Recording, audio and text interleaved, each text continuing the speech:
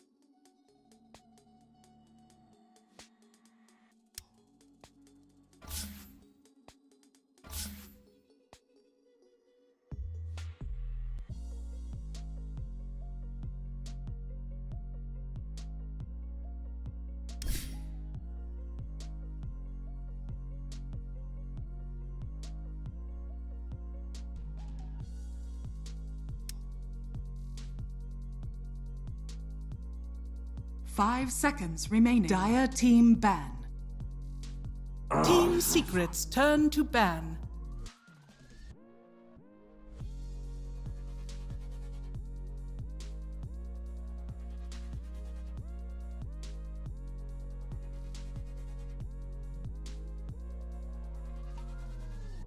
Yeah, you're saying good things. I like it. I love it. You're so smart. Good boy. Good boy. Nice Dota point. Yeah. Oh, sorry. I didn't mean for it to go that way. Give me some battle pass levels. Yeah. Here's one level for you, sir. What? You've got like 1,000 of them. Give me 20. Give me some more. Maybe if you get all your predictions right. Okay. I'll try. But here we go. Game one. Best of 3 Liquid up against Team Secret. Of course, Team Secret did have a bit of a warm-up against ITB earlier on. They won in that best of 1. Game 3 of the best of 3, whichever way you want to look at it, earlier on today to get themselves in this spot. As Liquid, I mean, coming into this, obviously having to prepare for 2 teams, but probably preparing more for Secret, knowing the caliber of this squad and knowing what they're going to be bringing to the table. Poor dear. Are we doing our predictions then? First player to get 15 denies. I don't know, SF, and then I guess Secret for first roach kill. How long will the game be? I don't know, 30... these games will go really long. 37 to 44, and then highest net worth by 25. 37 to 44, 60 plus minutes. Oh, fine, 60 plus minutes. And then highest net worth at 25. Lena. Rezo. Oh, 30 seconds to battle. Okay. Could be Lena. It could be Lena. DP, okay. I mean, I love the Rezo DP, because I feel like his lane's going to be really nice. It's against a Pudge. If he doesn't... I mean, we've seen DPs get hooked twice and die twice, and to this Pudge lane, and they still come back and recover and get to that high net worth position. And I don't think they have. I guess they could do a cask into a hook. That's probably the biggest thing they have to be careful about in this top lane. The battle begins. Yeah, especially if you're chasing the Witch Doctor down. Oh, Matu missing his hook top or down at bottom. Boxy rebounding away. So Secret getting their hands on 3 bounty runes. Early days here. Boxy gets that final one out on the map. But yeah, Zayat's up at top. He was actually able to take the rune before Matu could hook it. Pretty close one. Shame for him. Good. Secret. Oh man, look at bottom. Okay. This Darkseer, he's being held away. Frost Blast from Lich. Chrysalis was there zoning him away. It looks like Boxy's going to try and come in, secure whatever last hit he can as the Marcy. Yeah, it's on top of Puppey. Iron Shell doing a bit of damage, but this Celestial Hammer, it's a serious problem for Boxy as he gets Frost Blasted, and the Fairy Fire is required to keep him alive a little longer. Crystallis trying to give chase here. Wants that first blood money. He wants it it more than anything else in the world. He's got a hammer. Boxy's trying to juke him, but there we go with the burning damage. Crystallis needs one more tap in the back of the Marcy to get the first blood for Secret. Yeah, you're not even losing that much in the lane right now. We're on to the second waves, and it's pretty reset. He got the solo XP for that first blood as well as the gold. And now he's just going to ferry himself out, boots, and a clarity. This is exactly how you're meant to play a Darkseid lane in early levels. He is honestly so weak. He wants to use his Ion Shell to farm creeps. It's hard to just stick one on himself, one on his support and try and trade. Because the damage, it's just not that much. The spell is very weak. So this was really nice from them to just instantly zone Zai out of the lane, and then honestly just punish Boxy as being the only one with the shell, the only one that can do damage, and Zai's not going to do anything, you know? So if you can go on Boxy like that, it makes his lane much harder on Zai. Yeah, that's that cool adaptation, right? Usually with Dawnbreaker lanes, and it's usually in the off lane, we're waiting for level 2. It's like, when does Dawn hit level 2? When does that kill happen? But here in the safe lane against the Darkseer, they make it happen a little earlier on as they continue fighting with Zai and whittling away at his resources here. Boxy does get a nice large camp pull, so at least the wave will be dragged back towards Dire's side. Zai can get a little bit of that farm back towards himself. Gonna be a lot of focus on his bottom lane, though. That's true. As much as I want to talk about, because Darks is one of my favorite heroes, and his laning is honestly just the weirdest part of him. It's always hard to get a normal human lane out of him, where he's just laning normally because of his weakness. You'll usually see a lot of wave cutting from pos 4s and stuff, and it's also really hard, I feel like, for even pro teams to judge the strength of this hero. Because sometimes you'll buy trading items on your pos 4, and then you quickly realize that you can't trade because the hero isn't that powerful, and then you do result to just a lot of wave cutting and stuff. You see these hard camps getting pulled, and general trying not to properly lane. It's kind of the timing for Darkseer is always just on whenever you get more points in Ion Shell. If you get 2 points in it, you get 3 points in it. This level 3, this level 5, these are kind of big points for it, where you might see them try and turn up and aggress. Puppey moving out of position with 2 Ion Shells on them could easily kill him. Especially with a hero like Marcy, right? You know, in days gone past, we used to see the Spirit Breaker, the Earth Spirit. With this Darkseer to play aggressively. While up at top, we'll take a peek into there as Rezo drops pretty low. Insania now trapped in the cogs and turned on, though. Very far up for Rezo, going to keep him alive through the Maledict. They don't bring the DP down. And down bottom, they're going at it again. Crystallis not going to land his Starbreaker, but a big Frost Blast with the shield, slowing the retreat from Liquid. And a big creep wave arriving. Zai, if he dies here, is going to be losing out a lot of this wave. And Crystallis, that tree block didn't quite work out for the Darkseer. Another Frost Blast from Puppey gets it. Disposed back across the tower, but it's aggroed onto a range creep. So Crystallis, he'll Starbreaker. Keep Boxy away. Puppey did still die in the end. But a good dive onto this Zai Darkseer, keeping him down. Pretty sad. I wonder, he didn't have buyback either to kind of come back into lane for that XP or anything. I don't know if he would have anyway, but sometimes when you see such a massive wave, you're just like, I am despairing right now. Yeah, please give me the experience. It's like you're saying, he wants those points in Iron Shell as quickly as possible. And then, of course, the third lane in Dota 2. We've got 3 corridors here on this map. Nisha, 24 and 7, starting to take a handle on this lane. But Mickey has brought up stick raindrops, trying to mitigate some of this damage, but it looks like he's losing out in the long run. Dang it. I voted him for the most denies by 15 minutes and he has none. I don't know why I did this. I should have voted for Lina. Yeah, this top lane is pretty okay for Rezo the more levels he gets in this Spirit Siphon. It's obviously very scary to play into the Maledict. Usually you combat that with some early Fairy Fires and like sticks and stuff. Because the burst heal, you know, right, Maledict works off how much damage you take, so with the heal it makes it a lot nicer to deal with. He's gone for a raindrop as well. So they're just gonna be trying to play to just survive and be able to skirmish a little bit. I mean, looking at bottom again, it's difficult for the Liquid players to play the lane. They're kind of hiding in fog, scared of this Puppy Lich, who is level 3 now. A lot of nuke damage from that Frost Blast. But Boxy, trying to play forward and disrupt the pull, gets a good amount of damage there, thanks to the Observer Ward that's deep. Scouts out the Lich. And Zayat, now the target on top of the Clockwork. He drops low. Not sure he'll actually die to this. There's one more tick that'll take him down to 40 HP. But surviving the burst from Liquid. Super close.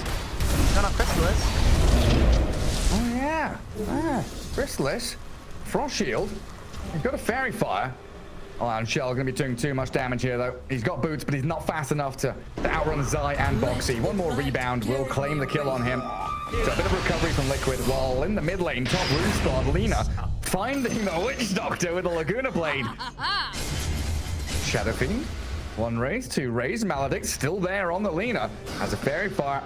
Not going to be enough damage. This is now a bit of room for Mickey. Knowing that Lina is kind of out of resources, might have to go back home. She decides not to. He went for 3 points in Shadow Raise. Some of these SFs we've seen have gone only 2 points in it. I've even seen some of these pros going for like points in attributes and stats before maxing out the Shadow Raise. But this time was with C3. I think 3 is the max that people usually leave it at before they go for Necro Mastery. There's a bit of a difference between safe lane and mid SF. That's though, true, right? Yeah. Mid SF's favoring raiders more, and then safe lane SFs, you're right. Kind of the Mask of Madness stats plus passives build. Don't even bother leveling raiders sometimes. What is a good build for him this game? Because we've seen these Dragon Lances, and I'm definitely not opposed to that this game because you're playing into a Clockwork. So you want to be able to build that Hurricane Pike, like 4-star, keep yourself safe, and not have to rely on having to pop like a BKB if you get gone on. Oh, charging towards Chrysalis down bottom. The surge and rebound, allowing Boxy to close the gap. Starbreaker cancelled by the vacuum, and Chrysalis getting blasted down while Nisha rotated here. Does kill off Zai with a Laguna Blade.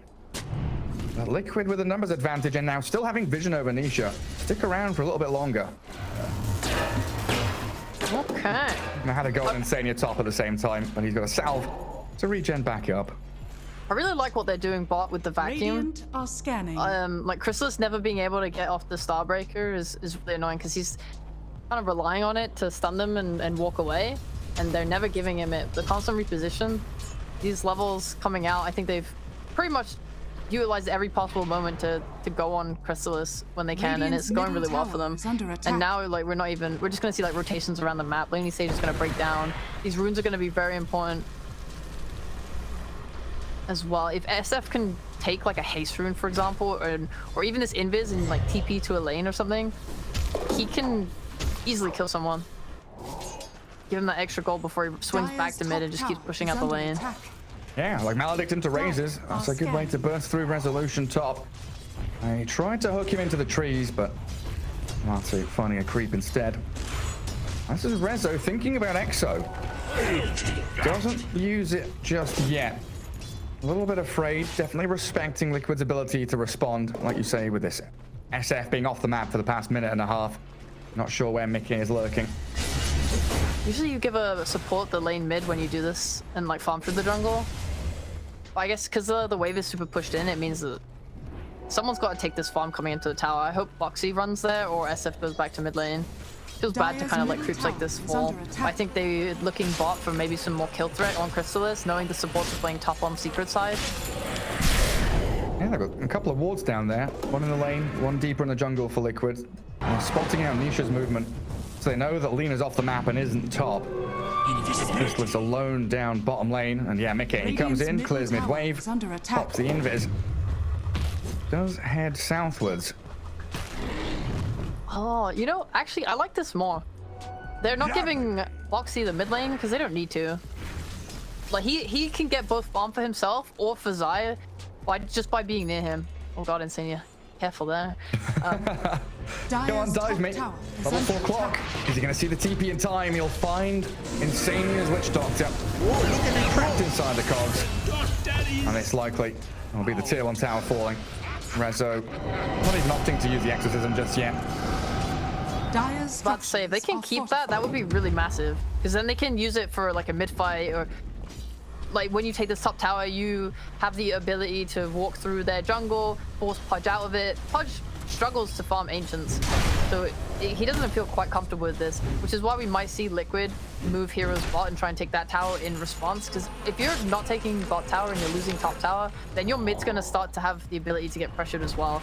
You don't really have very good team fight. You'll be more relying on punishing with like rebounds in and disposes, or like a hook, maybe if Matu's playing around mid. Your mid defense is a bit scary. It's more on just trying to push those waves out preemptively with the mid-K raises. A nice little sidestep by Chrysalis. And also the fact you can just have this Dawnbreaker sitting bottom, defending tower, shoving waves. Liquid don't want to go fight top because they know that Solar Guardian can come and bring the numbers for Secret. And they would have to have a full 5v5 to defend that tier 1 tower, so they're just going to let it die. Liquid instead, yeah, like you say, kind of focusing on cutting waves down bot. R2, Xayah, and Boxy all down here. Well, this is where Secret have the options. Now, Liquid are kind of committed down into bottom jungle with the vision and the placement of heroes they've got. And Secret, they can farm top, they can push out waves, take over their ancient area. Now, Nisha's got his travels. He's been off map for a solid 3 minutes. No one's seen the leader in a long time.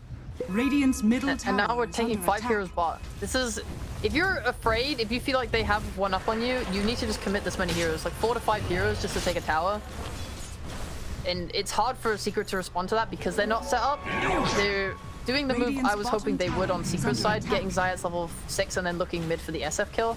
But Liquid are kind of already ahead of that move just by going bot instead. And I think if they TP here on Secret, they would feed. So it makes sense that Chrysalis is just going to TP top as a result. Yeah. Now they're just or pressure this mid at least instead.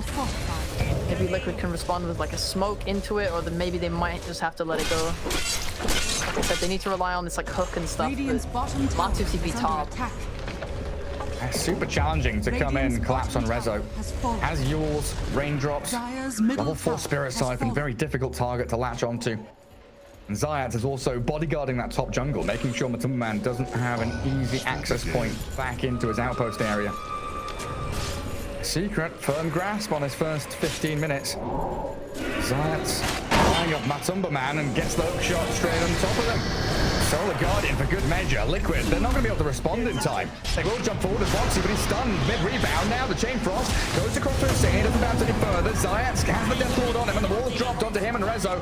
But Secret, they got the Pudge, the Marcy, traded the Clockwork for it. They are super happy with how that went. Maybe Mickey might have surged up and runs away a bit ballsy there going forward. Dots is a bit of a weak one. Honestly, he went for this mech build, but his spells don't really do that much damage until A, he gets more levels, and B, the enemy gets more levels, right? When you use this Wall of Replica, a lot does stand on the strength of the enemies to hurt themselves. So we saw there that wall didn't really do too much. We're looking for answers. Need a lot more time for this SF though. He got his Dragon Lance working on BKB. That's going to be the key timing for Liquid to actually start playing the game that they've set themselves up for with this draft. There are ways to initiate, like you've been saying, it's pretty difficult. It's rebound in or it's hook out. That ward on mid is really nice that Xayah's just placed. They're going to see so much now. If a hero even like pokes his head on out into the lane, they'll know where everyone's stationed and standing. And how many people are going to be behind Mickey in a move like this. What a nice ward. Yeah, sees everything. Yeah. Matumba Man given that bottom lane. Try and reconnect in with him, but Liquid opting not to smoke. Team Secret, they can spread out wide. And Chrysalis has had plenty of time to farm up top, closing in on his BKB. Well, Resolution looks like he's well, he was thinking about that greedy build we saw from him previously, the Boots of Travel, but he's opting now just to go Yule's BKB, knowing that they can hit this timing around the Lina and the Dawnbreaker. Triple BKB for Secret is going to be huge. Yeah, Secret understand that Lina is going to be their carry this game. That's why they picked a semi-core like Crystallis on Dawnbreaker. And he's not going for that Deso because he knows all he really needs to do is just get that ult off, get in the middle of things with that BKB and fight. And Nisha's the one that's going to deal that damage, even Rezo too on that DP. So their timings are pretty simple. Just keep farming up Nisha as much as you can. He doesn't really have to stress himself to fight and make moves. Just everyone else go make plays, let him hit creeps, go and connect with ult. That's sort of how they want to play. For Liquid, it's a little bit more complicated. Doxy used to have this timing with Ags where you would have... Oh god, they're going in straight up. Yeah. Hook shot lands on the Centaur though, and now the hook back. Ooh, scrapes behind the Dawnbreaker. Do it with flair. If her thighs were a little thicker, maybe he catches her there. She's away. Oh, that's some cooldowns that make Liquid have some breathing room here. At the very least. And they want to go play back into bottom jungle. They see Rezo showing on wave. He's going to TP straight away. Pudge, hook. Oh, he lands it! Matumba, man. He knew exactly where Rezo was standing, and in comes Boxy with Insania. Burst through the Death Prophet. That's the window they open up for themselves. What the? Did he even have a ward? Or was he doing it on a wave? Sorry. He ran back from the wave, and I'm not sure if they just saw him start to TP. It was good from Matu whichever way you look at it, and they're going for Zayas now as well. That cast bouncing back onto him. Shield trying to give a bit of safety here as he hook shots in towards Boxy, and the Chain Frost bounces off the creep camp in towards Boxy, back to Zayas. Insania does finish off Zayas in the end. Another couple of Liquid kills. What do they amount to? Like, Lina's still farming, Dawnbreaker's still farming, these BKBs are coming. You're waiting for your own timings. The Matumba Man Pudge Axe. Gonna be a big one. Gonna do a lot of damage. I just saw the replay back. It looks like he guessed it. Creep wave wasn't in range to see it. Yeah, I'm just thinking like... So, Dox used to have this Axe timing, but they changed the Axe to be the normal punch now, and it's honestly not that strong, so you have to go differently. So, they're playing more for just like Pudge timings and having heals and auras and stuff instead on this Doxy, so he's more of a supporting cast. Yeah, it used to be a lot of damage with the double Ion Shell and like how long it would last. You could push out waves really well. Now Zai's kind of resorting to just like playing these side lanes. They're hunting on Secret.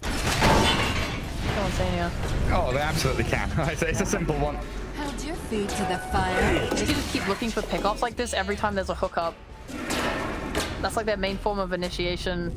And even if they find these big boy cores, having the ability to have Crystallis coming down on top with that ult, it just has that security there. Like, you have the damage, you have the control until these BKBs come out. And like, Matu's not going to have one for a long time. He's going Ags.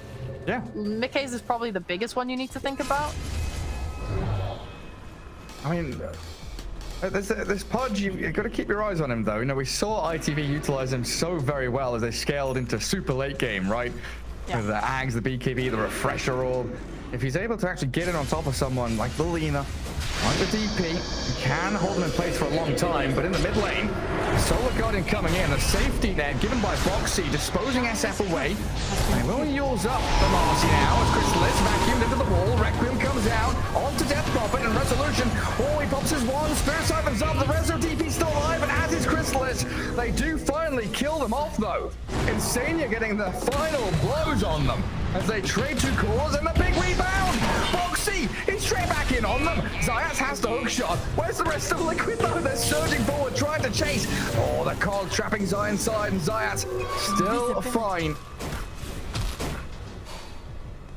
Was that an evenness trade? They lost 2 cores, or at least 1 core on Liquid. Felt decent for Liquid. 2 cores now.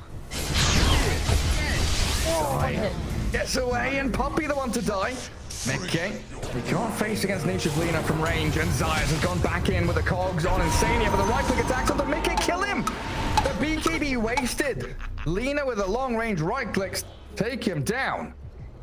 What a long drawn out fight, lots of different wild chases. Fight. Yeah. It's like explosive, and then it cools down, and then we chase into another chase, and it feels like a lot easier for Secret to go back in. I mean, this Boxy went in so far, but no one has like a blink dagger or any really good connecting spells to catch up to him. got a little bit too far ahead. Like, the idea is the surge, right? But I think he was on cooldown. They couldn't quite get there. I like how they were disengaging. That's like a pretty nice thing about Liquid's lineup is they're pretty happy if they can force the Dawnbreaker ult and then get out, or even an Exorcism or a BKB. So if they're able to kind of poke, force that, and use Surge or Vacuum, commit whatever you need to kind of get out, then they can reset and look for a fight. Or when Secret starts to turn away, then they hit them with like a hook or something. There's a lot of ways for them to sort of catch and kill. The Dispose 2 is there. I'll take that. Secret are much more reliant on this. We're hooking in, we're gonna burst you, kill you, and then get out. We've seen a couple times now this Chrysalis ult being used and not like sticking the landing because they're able to disengage. And it feels like Team Secret's initiation is much more linear, much more telegraphed, and Liquid with a lot of little nuanced plays they can do to disengage. But honestly, off the back of the last couple of team fights, I think the biggest thing is how much gold Insania's got. He's now at 4,500 net worth. He's got Shard. He's well on his way to Blink Dagger. This Witch Doctor is going to start becoming a serious threat. It's really nice, this Shard, the ability to waste so much time. Like, if clock goes on you, he can just use the Voodoo Switcheroo and let his teammates re-engage. You know, as soon as Secret kind of pile in and jump on you, that's when the Dark Civ Blink Vacuum combo comes out. Yeah, it's like 3 seconds doesn't sound like a long time, but in real time Dota 2 teamfight terms, 3 seconds is an eternity. It's half of a BKB at max usage. Yeah. Smoking into each other. There is Ags on Matu. BKB's off cooldown. Fight.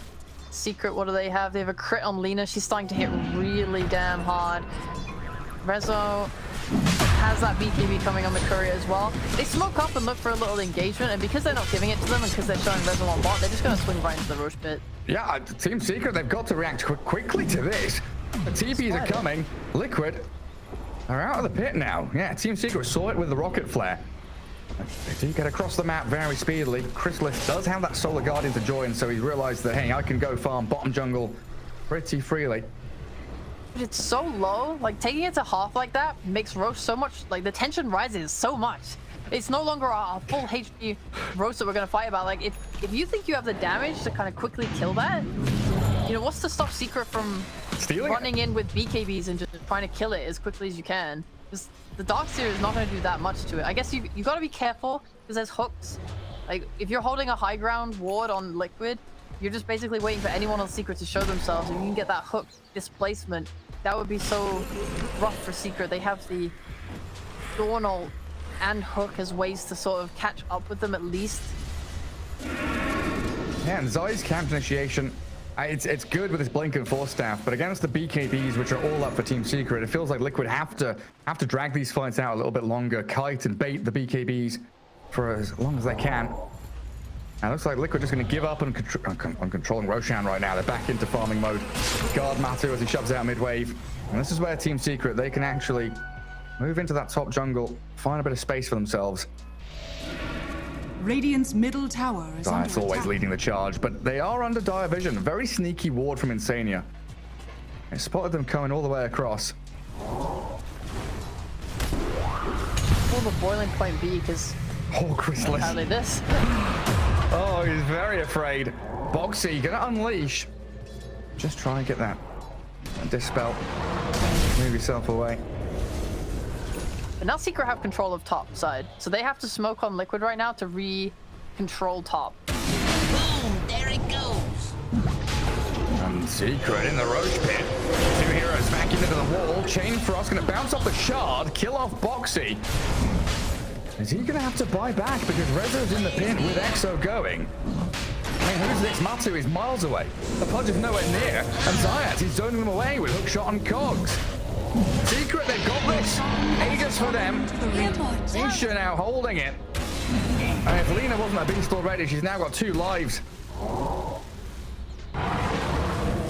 That's really hard. I think the biggest thing that Liquid seem to be struggling with is follow-up initiation. They need a blink on Pudge. And he needs his BKB first, of course, just so he can stand and fight. It feels like there's a lot of things that Martin needs. He needs to buy armor so that he can scale into this Lina. He needs to buy a blink so he can get on the Lina. I think I really loved... It was Otaker, right? The refresher Pudge? Yeah. I want to say, yeah, that was Requiem.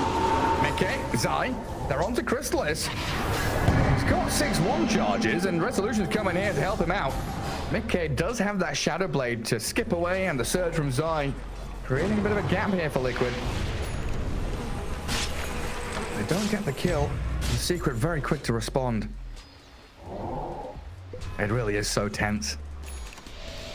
A slight so 2k lead for Secret as always Puppy. He sees the Shadow Fiend, Solar Guardian in with a hook shot there. They grab the Lich off to the right, but Mickey, the one being focused down, dodges Light Strike with his BKB. The dust comes and they see him running. Pops his one, they need a bit more damage from this Lina. Oh, not enough. Nisha doesn't have the range to keep going. Rezo also BKB to try skip out of the range of Matu. Tower is under attack. It was a close call for Liquid. It was honestly like a split second from Mickey dying. The Lina stun was not. It was just. I was literally like 1 or 2 frames off from getting him, but he got his BKB off just in time. They had a lot of pain stun. I think it was just mostly Crystalis's when he landed from the Solar Guardian didn't allow him to get like an easy Starbreaker off. It was that's just how it be, but didn't have to rely on that cog pushback instead, not quite able to cinch it. It is a lot of spells though that you have to use just to chain stun him for long enough to kill him before his BKB gets off. I think it's Lina. I know. Rezo, 4 staff fuels. Zayas trying to get him out of danger, but they've got Dismember from this BKB pudge. Rezo dodges the hook, but the Voodoo Switcheroo, the Death Ward, going to kill him off. Chain Frost over the other side. Foxy rebounds away. Not going to allow for any more bounces. Radiant's bottom tower Another is swift under move attack. in, going to get a 1-for-1 trade, but it's DP for Witch Doctor. So Liquid, they move in, they move out. 1 strike, and they're gone back to farming. Nice pick off, but they're still on Aegis. I think Secret's still very confident. Yeah, and honestly, I say it's a DP for a Witch Doctor. Usually I think, hey, it's there's favored killing off that DP, but Matu now falling in the mid lane. Caught out by Chrysalis and Nisha. No saving him as Zai tried to come in, but Mech on cooldown. And no counterplay for Liquid. That's a big victory now for Secret. And yeah, Witch Doctor had a kill streak. That's quite a bit of money going into them as well. Dire's Actually, how middle much did he tower give? is under attack. 450? Yeah, That's not decent bad. amount. Radiant's So this is their bottom first tier tower is 2. under attack. They'll take the outpost now as a result. They don't have to play topside just because Roche is not going to Dire's respawn middle for tower at least 5 has minutes. So I think they have the option to sweep back into their jungle and try and look for kills there, or if anywhere that someone is showing, I think they can just kind of run at them. So how can Liquid are gonna have to be looking. Just burst Lina every fight, most likely. She's the one doing the most amounts of damage. A massive issue, honestly. Like I said, so many items needed to deal with her, right? Like Pudge alone struggles to stick on people in fights because he doesn't have armor. He needs that BKB, the Dismember on Lina. If she went for a Lincoln's later, that would make a lot of sense for me. And then they can start thinking about waiting and holding hookshot to stop Dismember. Like if Pudge does walk in with his BKB, like Zayas just hold it, wait for that cancel. You want Dire's Mickey's the top one that's tower doing a has lot of this fallen. right-click damage. You need to give him the control to do it. Feels like Secret have done a really nice job so far of just planting heroes in front of Nisha and making it so that no one can really get to him. So yeah, they're going to be relying on maybe this hook or a rebound dispose into hook or a vacuum. A vacuum rebound, Maledict. I was thinking along these same lines. Like, what's the combo with the dogs here, right?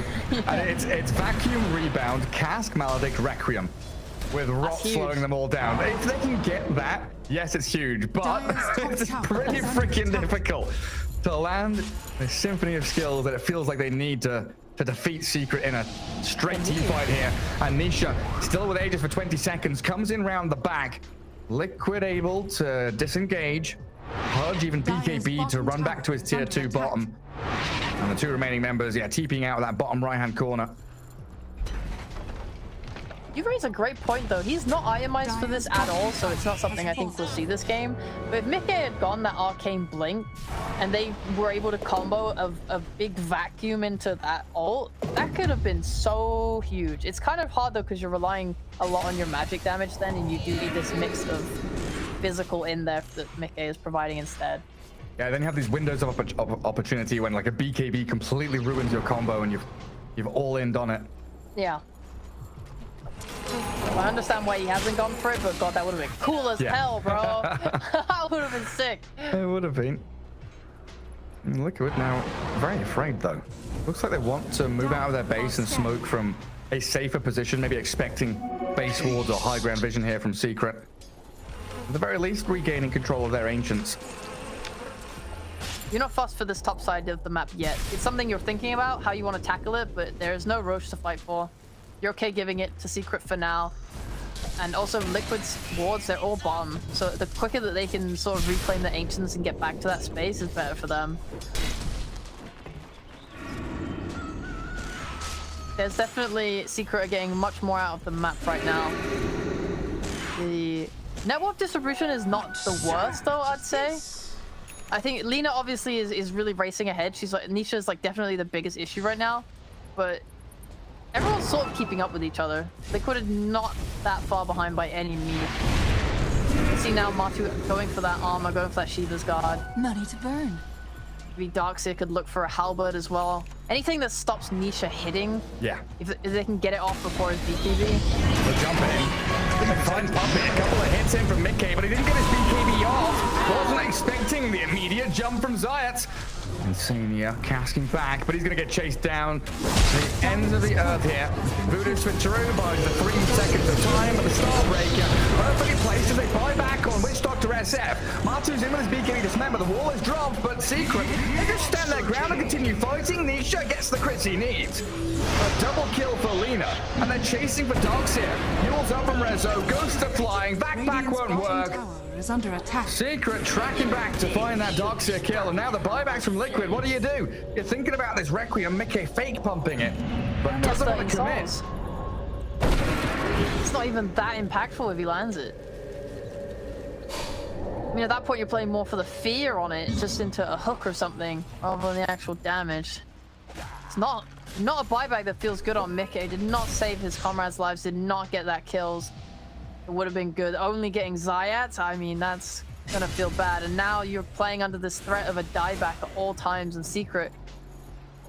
Looking at this next Roche, gonna want to be playing in that top side of the map. You're gonna see the classic one team takes high ground, first high ground maneuver any moment now. I mean, maybe Liquid will even see that. I mean, they have to fight for this Aegis. It's so important for them, but it's so risky with Mickey. How many 4-stars do you have? You have 2? Lich and Clock. Yeah. It's a golden Roshan as well. He spawned 10 seconds. That's all it took. He's back in action. Just need someone to poke their heads in the pit. Get a rocket flare over there. But Matu, he makes the move first. Is he going to try and hook someone?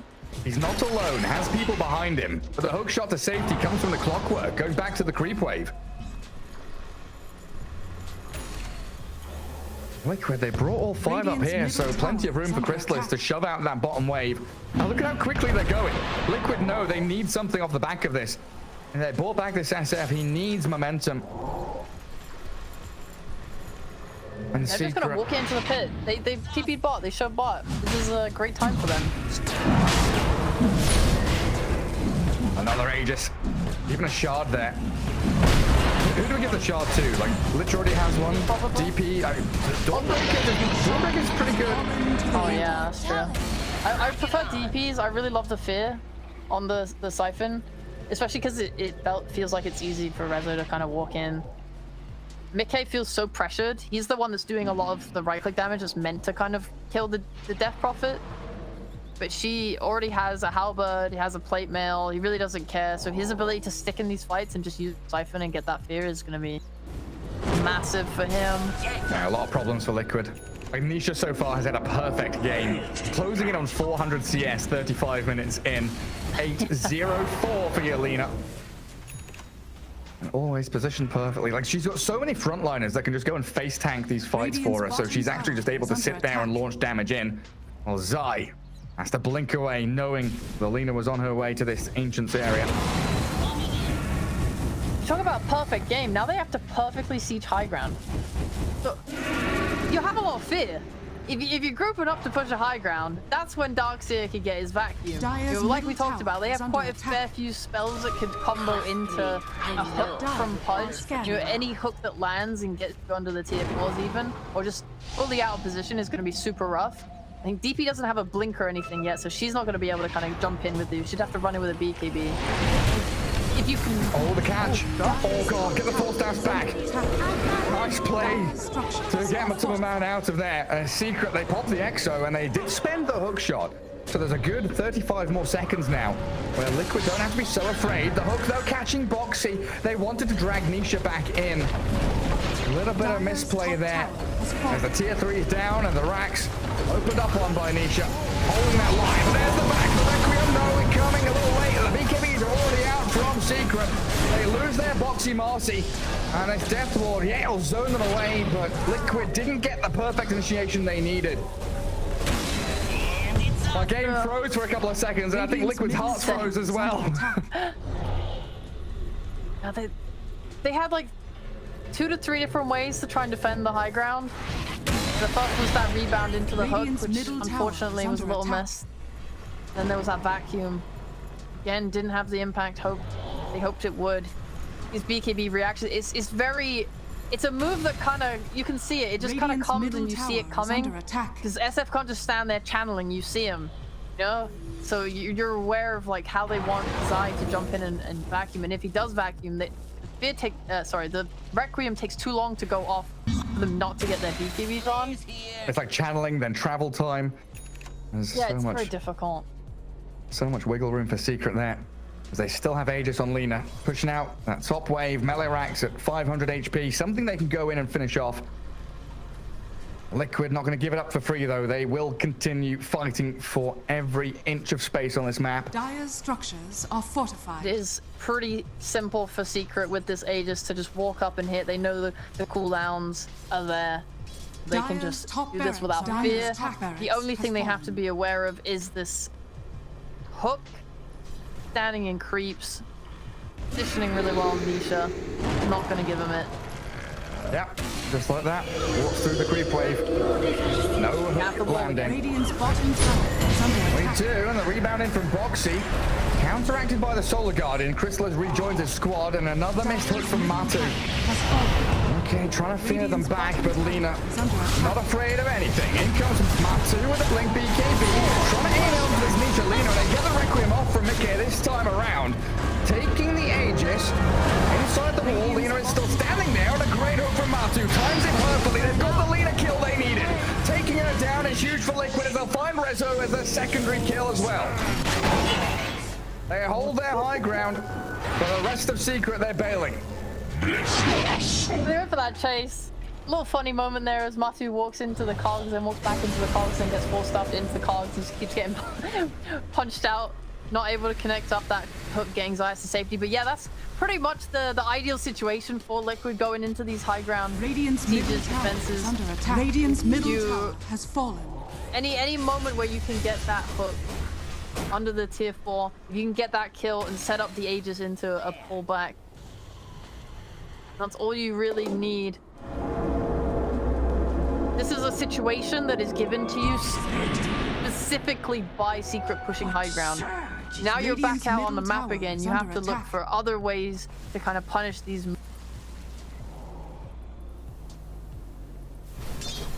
Gonna try and hold space, get that hook, start that initiation. You know, are we looking for a new item by Mickey? He's going for a Satanic, but it feels like he needs a Satanic and, you know, a Daedalus to be able to output the same amount of right-click damage that Lina is.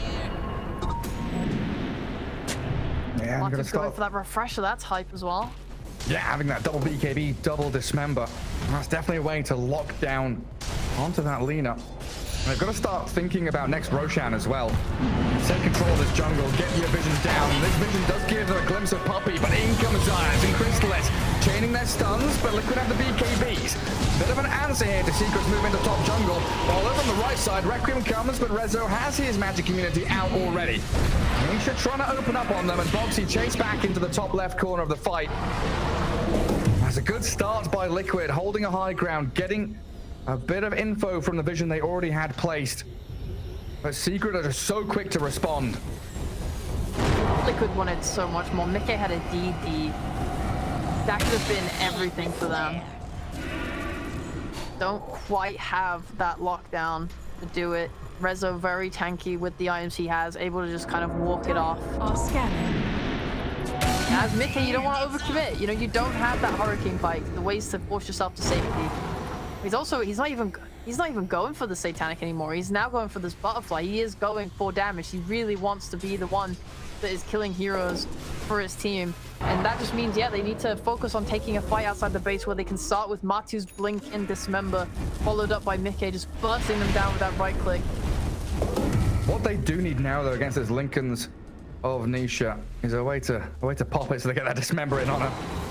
Such a good toolkit for the Nisha's Lina. Even queuing up the MKB, kind of feeling it. I mean, SF have shown a component, right?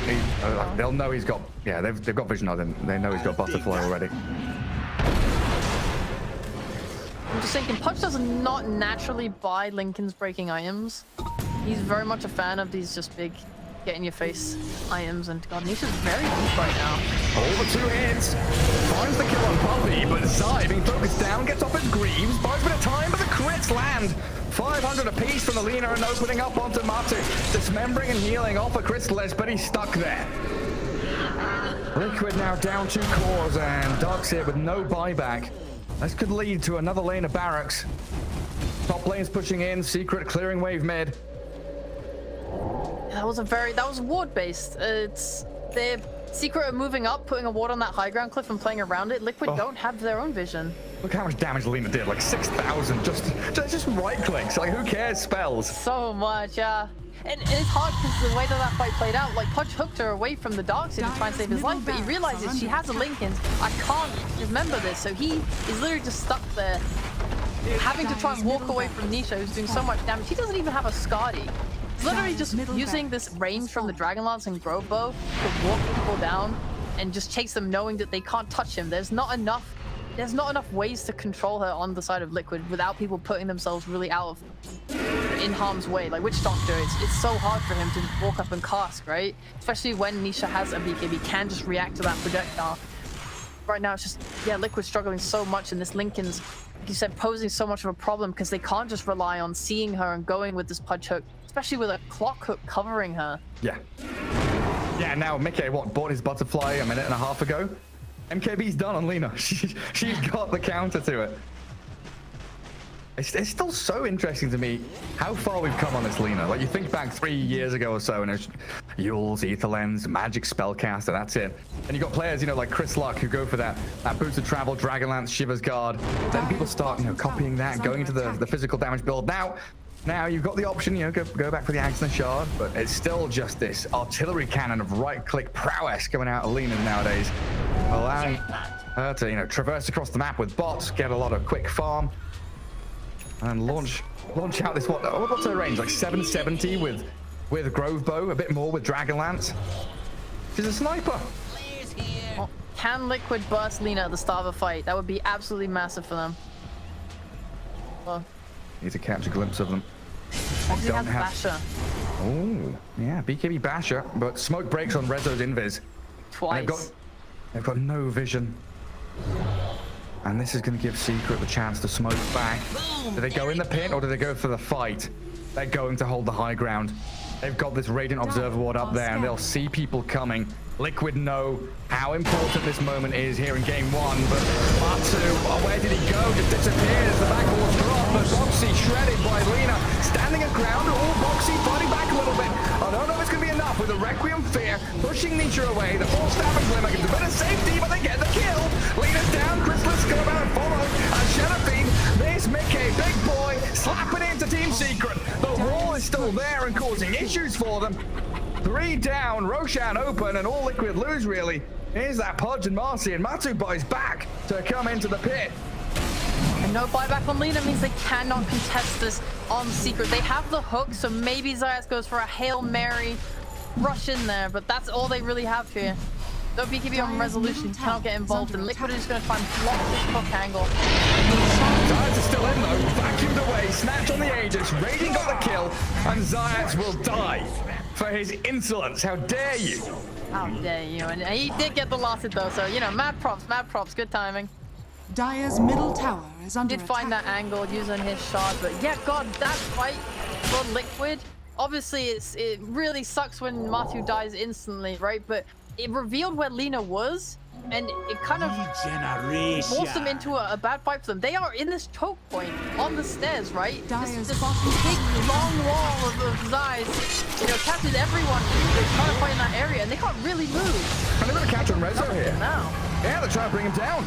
Is he maledicted? He is. So the Rock going to chase down the DP. The Force Staff back up, gets Rezo a bit of distance. And Frost Shield protecting. Rezo will live and gets back to Fountain. But yeah, you're right. I mean, the fact that Boxy was able to stand and fight with Sidekick, I did not expect that amount of lifesteal. But hell, with BKB Basher, this Marcy really packs a punch. That's what I was going to say, is the biggest point of that fight for me was the Basher on Boxy. Like, as soon as Boxy jumped in there, he got pretty bursted down. I thought that was going to be the X5, but he got the bash off. And the BKB ran out on Nisha. Suddenly, he's standing in a wall, you know, under these illusions, taking damage. Mickey hitting from the low ground. Obviously not ideal for him, but between the bashes from Boxy and Mickey being able to move onto that high ground, he also timed his Requiem with the end of the BKB on Nisha. So, like, all these things together, they were able to finally control him. Matu obviously just being the one that gives his life for it. So they don't have that in the future, right? The Aegis was given to Mickey, knowing he's the DPS, but it does mean that if Matu dies, he is now dead. That could be a big point for Secret in their next fight. Yeah, and if they get a wall illusion of this AC of the Dawnbreaker, getting an illusion of the Lina, you're doing 120% damage from these illusions. Lina and Dawnbreaker, they're slapping their own heroes. Boom, there it goes. It's gonna be very particular fights. There's no real, you can't just easily run in there and brawl. It's very easy for Nisha to just blow up and kill you, but it's also at the same time easy for Liquid to, well, not easy, but you know, it's there's a lot of counter play at this point now that this bash is in play. Now that there are ways to control you through your Lincolns, and you know, there are threats. The more items we get, the more threats come out, and you can't just play as brazenly as you were 20 minutes ago. Yeah, then you have to start reconsidering buyback status, boosted travel potential. And right now, we've got SF, Dawnbreaker, DP, and basically all of the Dire team have buybacks outside of the Pudge, of course, who just used his in that previous fight. So we won't have the same opportunity for Matu to you know, blink in, die, and buyback to come in.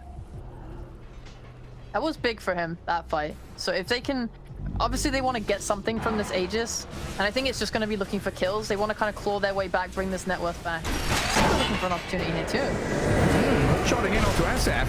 That's a key target and dies quickly. First life gone. Liquid trying to respond. Matu's still very distant, so it's down to Zai to get this vacuum wall in, but Boxy can't stand his ground this time. Has to run away and make it with the BKB Silver Edge. Disengaging while Matu jumps in. He wants to be aggressive, misses the hook on Rezo. Dancing away back to safety as both teams, they chuck the kitchen sink at each other, then just walk it off. Losing that Aegis, not ideal, but at least you didn't lose heroes, didn't have to expend buybacks, and worst case, you know, lose Matu. I think he was bold blinking in there knowing he had a double BKB if he needed from that refresher, but it's something that I'm noting is very important. Looking at the difference between that fight and the previous one is that Boxy cannot really afford to jump in on anyone that's not Nisha. That fight he BKB'd up and went to try and kill Crystallis, but Nisha having that backwards position, you know, not under threat, is able to just click him and nearly kill him pretty instantly. You're still a support, right? You don't have armor items. You're not 5-6 slide. You need a little bit more time to get to that point. So yeah, Nisha is such a big issue. Maybe Boxy can even look to get a blink or something like that, just so he can wait and see Nisha revealing his position and then get on him. Like, Nisha's even itemizing sort of to deal with that in advance. He's going for this Hurricane Pike. Or at least he's got it queued up and thinking about it, so that if he is in a position like that fight on the Dire jungle high ground, again, he's able to reposition himself and not have to rely on a clock hook or something to save his life. Yeah, I'm pretty sure Nisha just sold his boosted travel to get a bit more money to maybe try and afford this Pike plus buyback. He doesn't have travels on him, and his courier doesn't have it either. Oh yeah. Yeah, travel sold. Maybe an indication here that Secret just want to play this 5-man group up. No longer split pushing. With the Lina, they'll have the potential for Dawnbreaker to shove out a wave and then Solar Guardian back in if need be. But now, right now, they are a very tight-knit group all together down in that bottom lane. And Liquid. I've got Satanic. Liquid just executing these fights to perfection, though, right? You talked about how it's not easy. You know, Secret have quite a linear way in, straightforward, telegraphed, but Liquid have answers. They've got ways with this vacuum play around the other heroes they have.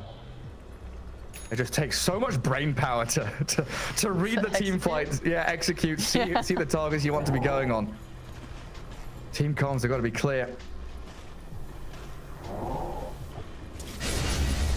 And they'll just wait for next Roshan. It looks like neither team wanting to commit too heavily to anything just yet. I do like the Satanic pickup on Mickey. It makes him a little bit tankier. Obviously, dying with that Aegis there, the biggest thing was that he was very squishy. He is lacking pretty severely on armor. It feels like none of his items are really helping in that way. He wanted survivability in the butterfly, but with the leaner speed to pick up that MKB, yeah, he just pretty much melted. I don't think he's the one that wants to be having an AC. It'd be nice if someone could have it. Yeah, maybe Marcy's job by an AC. Go on, Boxy, get an AC, please. I beg. We've got huge items here. Scythe of Ice on Dogs here, as well as the Death Prophet. So these instant forms of initiation from both teams available to them. Going into this fight, 4 heroes on Secret, bar Rezo have buyback, and only Marcy has buyback on Liquid. So you can't even take a fight, say, around this outpost and just rely on buying back and TPing into it and overwhelming Secret with numbers. If Secret get a fight here, it could just be massively devastating. They are smoking, looking for it. Zayat's holding onto his rocket, doesn't want to give his position away from this mid lane. Liquid charging down from their top jungle in towards mid. They both pass each other. Where's Liquid going to go, though? They're wrapping around down bottom jungle. Insania might be the one to give away the game. No, he goes up the staircase, rejoins his squad. Rezo has a Hex too. Yeah, both sides have got hexes. Hex could decide everything. We've got the weird standoff across the river again. Secret Radiant team playing dire side, now cutting waves. Liquid still in that mid lane. They're even looking for the tier 2 tower here that they can take. Radiant's maybe even regain control of that bottom outpost. But overall, Radiant team taking top outpost with Roshan potentially 10 seconds away. That's huge for Secret. It feels like they have massive, yeah, the more important positioning. And look at the creep wave pushing in top. This is something that Liquid have to deal with. They can cut the bot wave, but those 2 massive waves of mega creeps are going to be pushing in their base. This is not something that can be ignored. They cannot just sit here forever and hope. They have to either move now and make a play, or they have to return to their base and look for a new angle to approach Secret. Secret definitely in that power. Yeah, and play right now. We know, of course, 2 minutes until Roshan, but the teams, they're thinking could be now. Every second for the next 3 minutes. It's like, oh god, Roshan, he's alive. Middle tower is under attack. Ends our time. And yeah, they will start filtering back, TPing home, defend against the horde of creeps that's aggressively moving onto your tier 4s. Zayas nearly even finds the hook there on Marcy TPing out, and yeah, what are you thinking now? You're going to push out these waves, but you don't want to go too far. I mean, where's your vision? You have one on that cliff on the triangle, so you see Zayas and Nisha move back through there. Have one on the bottom cliff as well. So it's very deep wards, but not ones that cover your jungle. They're going to smoke in because they saw Lina on their vision. And Puppy, they see a lot right now. Do they know Rezo's in the pit though? Aside from Die, starting on Puppy's Lich. 2 hits, all it takes. Dismember on Rezo as well. Liquid start this fight well, but they're to play the pushback. All the disarm on the SF can't turn the fight. Matu still in the pit, hooking back Rezo as this wall, it has blocked the rest of Secret from arriving. Opsy rebounds over top, and Matu's still stuck inside. Rezo gets through, but dies. The big crit lands. Mickey turning to fight Zayas and Crystallis, but they've got their BKBs up still. Doesn't matter though. Liquid have battered them into the ground. Lina now, feared up. Nisha tries to hurricane bike away, but it's nowhere near enough. Mickey with a monster kill streak. Oh boy, Liquid. Everything went so well for them. There was that potential for the turnaround when Rezo showed himself in the pit with that Hex, getting it onto Mickey, but 4 staff, Gary! Yes, 4 staffs! Friggin' staff! Hurricane Pike, 4 staff, everything under the sun to save that SF. Is the best item in the goddamn game and gets Mickey just out of there in time. An amazing halberd from Rezo nearly helps there though, because Mickey wasn't able to use the Satanic, but that's when Matu comes in with the refresher off. With the refresher shot, he has 3 sets of dismembers and BKBs coming out in this whole fight. It looks like Mickey's dead to rights, but yeah, bang there with a Force Staff, run it back with a BKB. Chrysalis, Solar Guardian's off to the left, but Matu is just in that pit. And Boxy able to disengage from the Guardian means Liquid have this surround on them. They've got this nice concave all around the pit, while Secret, they're stuck in here, trapped by the wall, trapped by their own cogs. I mean, how good was it for them having that ward? Like, this whole smoke move around play that they made paid off so heavily for them. That ward on that cliff that let them see Lich, let them start the fight the way they wanted to start it. Oh, Zayats. Oh, Zayats. Are you going to try it? No, he's hexed up. Solar Guardian and a buyback from Lina. Roshan, what is he? 2,000 HP away from death. And Secret with a chance here to come and snipe it. Another wall, Zai drops it. BKB out from Chrysalis as they hookshot onto the Shadow Fiend now. Hexed and disarmed, sent back as they do jump in with Boxy, but Aegis in the hands of Chrysalis. Shadow Fiend duels now, kept out of the fight for a few seconds longer. Rezo and Mickey both BKBing up while Nisha full staffs forward. They've got a Ghost Scepter on Insania. He does have a Blink Dagger, gets the distance. Liquid, they lose their Marcy, and it's Secret to get the Aegis in the end. Yes, but at least it's not Nisha, because the most important thing here is that Nisha used his buyback and he does not have an Aegis. He is the one doing your damage. Chrysalis, he has his own damage in his own right, but it is not the same as Nisha. Kill Nisha, you can win the game off of that right now for Liquid. And they have buybacks. SF has his, Pudge has his. They are definitely in a really good position right now. Even though there's an Aegis, I think there's no illusion that they know that they can take a really game-winning fight now. And we might see a smoke come out from them as a result. A smoke to smite them. A smoke to smite them. Thanks. Yep, rescue that one. Easy clap, easy clap. They don't have vision is the only problem, I think, from Liquid side. They don't see anything. They don't know where Secret is. Smoking into them becomes a little bit hard in that respect. The best thing you can do to kind of help widen that knowledge is push out the waves. You see them being really careful with how they push out top because they don't know if Secret is sitting in their jungle. So, but if you get that wave out and no one's cutting it and no one's coming to push it out, you know that they're not there anymore, and maybe you can go take that area, de-ward it. It feels like every one of these team fights needs the Woe Dota music sound backing to them because it's just ridiculous how well both teams are doing this back and forth, utilizing every skill and item. You know, these Force Staffs, the sides of ice. It is perfection. And like a dead even game in terms of net worth and kills. 57 minutes in. We're reaching the hour Teams hate mark. us today, man. Teams hate us, bro. Tier 5 items coming soon. Honestly, looking into the future a little bit, this must be really devastating for Secret. Playing 2 hour-long games back-to-back, and this is still a best of 3. It might go to 3 games, and then if you win this, you have to play a best of 5 as well. It's like an excruciatingly long marathon that you're running right now. It's potentially like 9 hours plus, right? If you add in breaks, you're looking at like 10 and a half hours of Dota 2. This is the biggest test of Secret's life to get to TI, seriously. Capitan Popan being tested at every step. Zayats, jetpack in. Who's he gonna see? Zai vacuums too. Gets his BKB out early and did drop the wall, but Chrysalis is there with his Abyssal Blade and the hook shot. They've locked in Zai. Dead, but with buyback as SF gonna get 4 staff double time back towards his base. BKB and a Requiem up as Matsu charges straight onto Chrysalis. They found the Dawnbreaker, but she's got the ability to counteract with the Starbreaker.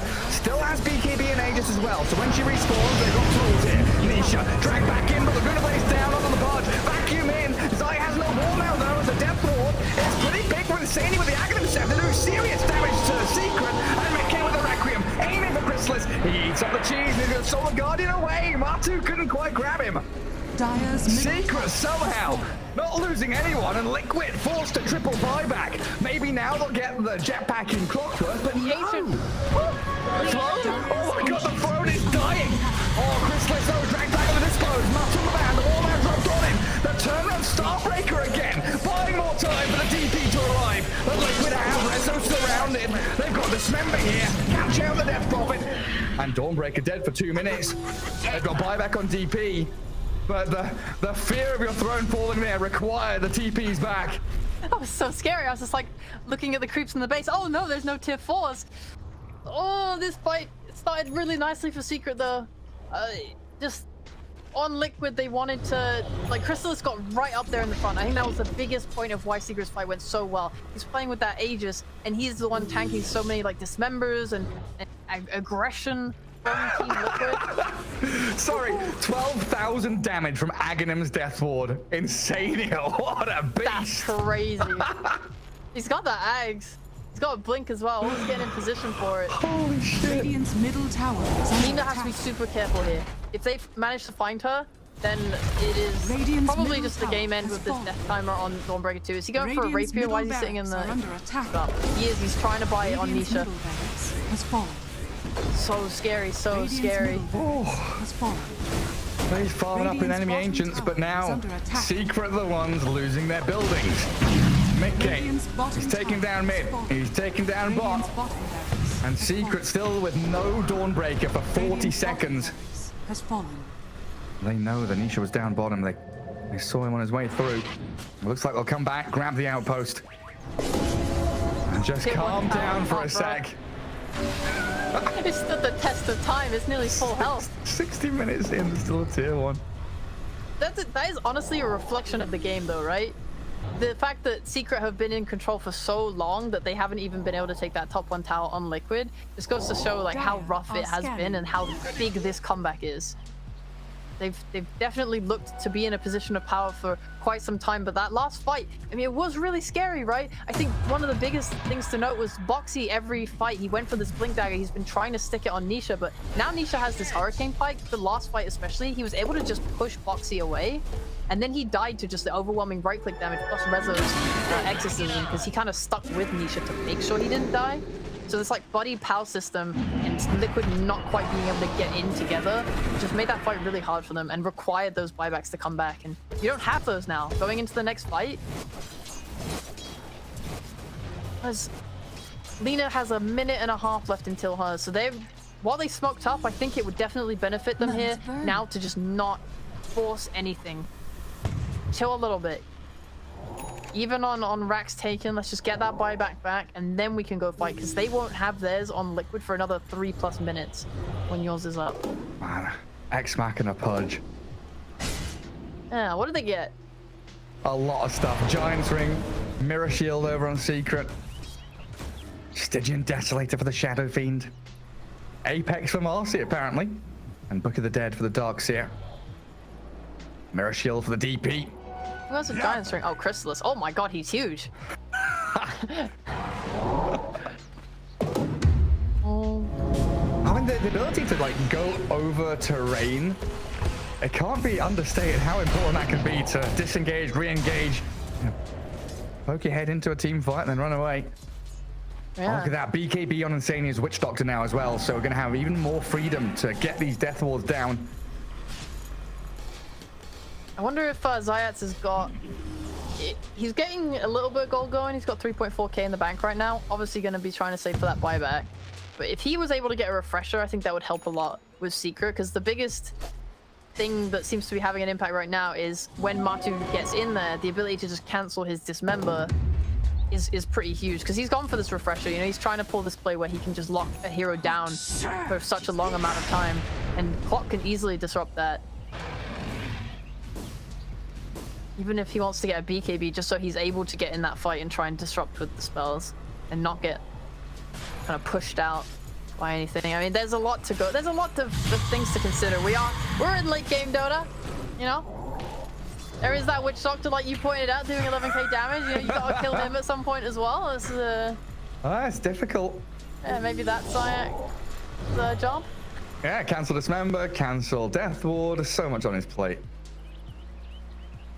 And I've got a Abyssal Blade on Chrysalis as well, so multiple tools to be able to do that. But another 2 minutes for Roshan to spawn. And both teams, you know, continually contending with these lanes pushing in. Liquid always have to prune away at the top wave. It's kind of nice, you know, dealing with mid. Both are kind of evenly matched. Keep that wave across the river and aim towards Roche, where there's a casual soul ring just chilling in the pit.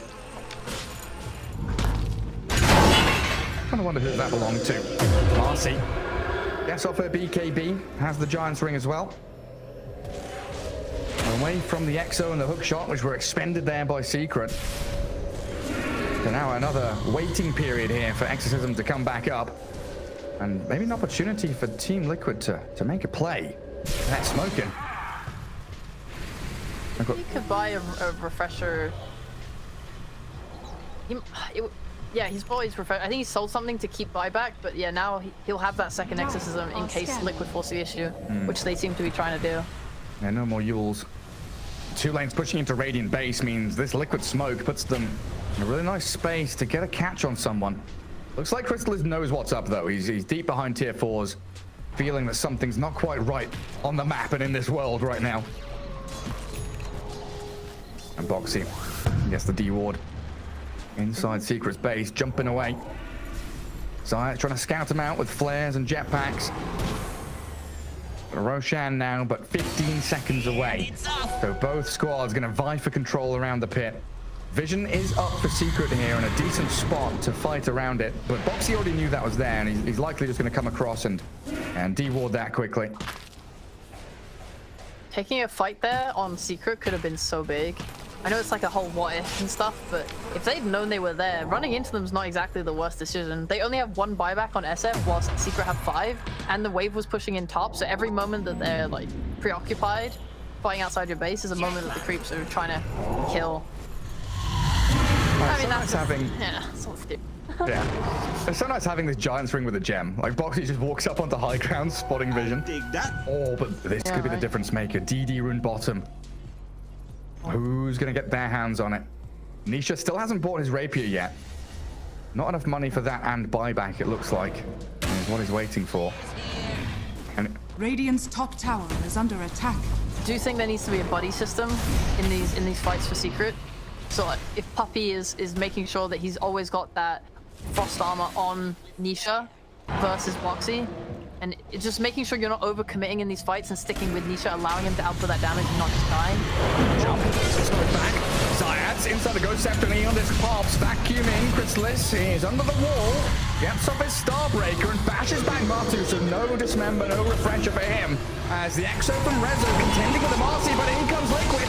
They're powering down on Crystallis. The Doorbreaker's dead and there's Death Ward. He shreds. Resolution's got to run. Zayat's Clockwork trapped on the northern side, destroyed by Boxy's Marcy. Boxy now has fully scaled into a hard-hitting core. As you say that again. Oh. Not burn. You know, I didn't have the time to speak of Liquid's conditions to win a fight. Yeah, having sitting on a wall like that on the high ground, having Secret run into you, that's a great way. Back by Boxy. It's a sneaky play from Secret, but it's a bit desperate. Get in the pit. There's Illusion scouting them. And Liquid now, they've been given time. Those buybacks you said they were down, but now majority of them back up. As it looks like they pop the Ex Machina. They've got BKB Blink for Matu ready. Boxy not going to get hooked. Walks into the pit. And Matu shows his face there. Roshan down to half HP though. With a vacuum wall. Zai, 3 of them now trapped inside the pit. Nisha trying to focus down Roshan. While Matu just dismembers into Zayat's Clockwork. Try and catch and kill him while inside the Roche. Nisha gets burst down by Boxy. The Death Ward. Oh, let it go.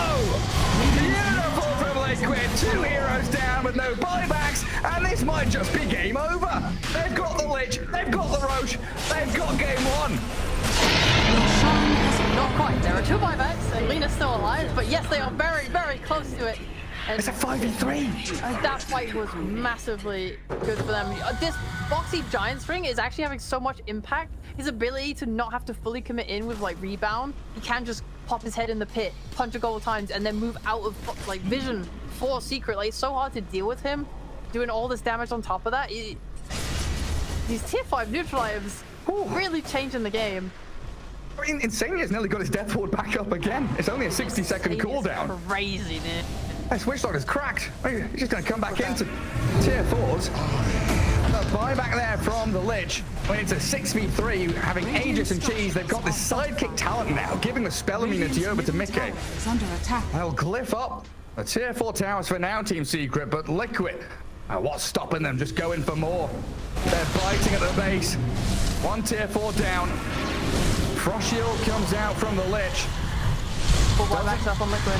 Doesn't have the talent yet on the Lich, so there's no HP regen, and the vacuum in. Trying to drag Puppy and Rezo a bit closer. Matsu being focused, down by Nisha, but the throne is open. McKay getting the damage in onto it, trying to bring down the big building as the buyback from Matsu comes in, kill shot, and there it is, game over. Oh my god. It's hard, it's definitely hard to defend with 3 people, but my god, what a game from Liquid, being in such a rough position and coming back the way they did. Their team for execution had to be perfect, and my god, it was. Over and over again, this team showed why they deserve to stand and get to TI. They, honestly, I'm...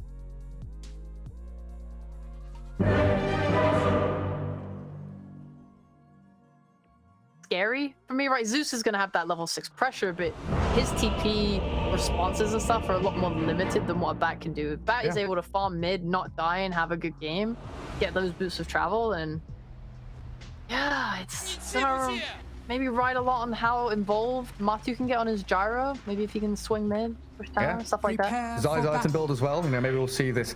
We've already started to see the shift back towards Blink Dagger, away from that BKB rush, to give you more team fight initiation and that surprise catch, which teams are opting for. But here's hoping for another hour-long game. It's not. It's not in my predictions anymore. There's no guess the timer on it. Production's also saying, please. Production stepped in to say no. I want tier 5 items. That's all I want. That's what my dream is. Okay. Stay coping. I can't handle another one. Why us? Give them to OD Pixel. A bit of a change up in the warding here as well. Like looking at the bot lane, that's kind of interesting. Early Radiant Observer ward, very deep. Actually saw 30 seconds to battle. Liquid come down here and place theirs. The lane, it's Puppy and Razor Centaur versus Mars Willet. That is curious. I feel like there's no real threat of an early rotation from the support. Maybe that's what they think will happen. They think they're going to tri-lane them, and that's what they're looking for. We want to see if Insania will join bot and look for that kill on Chrysalis to give Zai a really good start. I'm not sure. No, definitely curious. The battle begins. Secret going to start with 4 heroes bottom. Get the Radiant side bounty runes quite easily. Even pinging the high ground. Maybe thinking that they know there's an observer ward there. And we'll get our lane set up. As we will shift Zai down bottom. So they see the Mars down there. They know that he's going to be laning with a boxy Dark Willow. So Chrysalis and Puppy, they can stick it in this bottom lane. This Centaur's going to be a little bit of an annoyance with the amount of health and tankiness and HP regen. You know, 8 health regen, and this is without even chowing down on a Tango. Going to be able to literally just click Zai and make his life a misery. Chrysalis also, like, the more levels he gets is 2 points in Static Link. It's going to be really annoying, because Zai and Boxy, the way they want to play is being able to put down this Brambles and spear through it and do a lot of damage that way. kind of look to just combine their spells well. Zai always gonna want to be able to get that spear off on Chrysalis, but if Puppy's up in his face and they're both going on him, Puppy could be the one that tanks that spear. Lets Chrysalis like keep sticking on him. Yeah, definitely feels like the more interesting lane with all the tools they've got. Like already we saw the lane split. Puppy was battling with Zai, now focusing on chipping away at Boxy's regen early on. Coming in behind the Zai Mars, forces the God's Rebuke, so there is no Centaur Stomp. There's also Chrysalis draining damage from the Willow early, not focusing on the first like 2 last hits, and came back to the wave under tower to secure some. Do we want to overhype something? Go for it. Oh my god! Mickey Zeus 6 denies at 1.5 minutes! He's owning this mid! There's no way of comeback! Whoa! Job! Exceptionally done. Chrysalis Liquid is diving top, holy moly. God, yeah, they are. Kill those Eidolons. Finish him off. And Rezo's pretty low here, gonna have to get those tangos going. Yeah, it's a big dire creep wave. They're trying to make sure that Rezo doesn't have the easy CS. Zai is trying to lap it up. Well, down at bottom, Chrysalis being forced back, Rezo being stunned top. In secret, if they don't get these last hits and the experience up here, they're dragging the wave all to a tier 2, but then there's a wave on their tier 1 doing some damage already. You tower as an offlaner here when the carries are just standing in between the lane, but you can't do it because you're so low health and it's way too risky. The kill threat is so high. That was massively high level. Zayat's trying to get a bit of damage on Matu there to force them back. This is why we see this gyro avenge lane really is one of the answers to the Enigma lanes. Yeah, okay, you're dragging wave, you're denying creeps. I'm just going to keep pushing forward. Play aggressively with the stuns from homing missile and magic missile. You've got plenty. It's genuinely such a good plan because of the 2 creeps that Enigma denies, it means the wave is going to double up and push in. So you're just abusing that by using the strength of your wave to go under the tower, and they can't fight into it because there's so many creeps. Right? They're just going to take too much damage. You're going to aggro all of them if you try and squad up. It's just not something you can do. So yeah, really, really nice play from Liquid there, and they're playing this lane super well. Really. Say goodbye to your Eidolons. Gone again. Down at bottom. Good play by Boxy there. It's just whittling away at Chrysalis.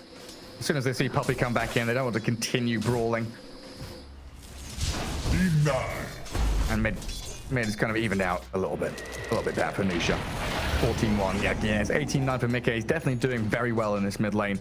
Not allowing those sticky napalms to stack up. Always falling back to reset. Every deny counts. Being able to make sure Nisha reaches his level 6 later, or any kill threat later, just gonna be useful for him. I think bot lane, I know Puppy's not there. No, they're not gonna be able to go.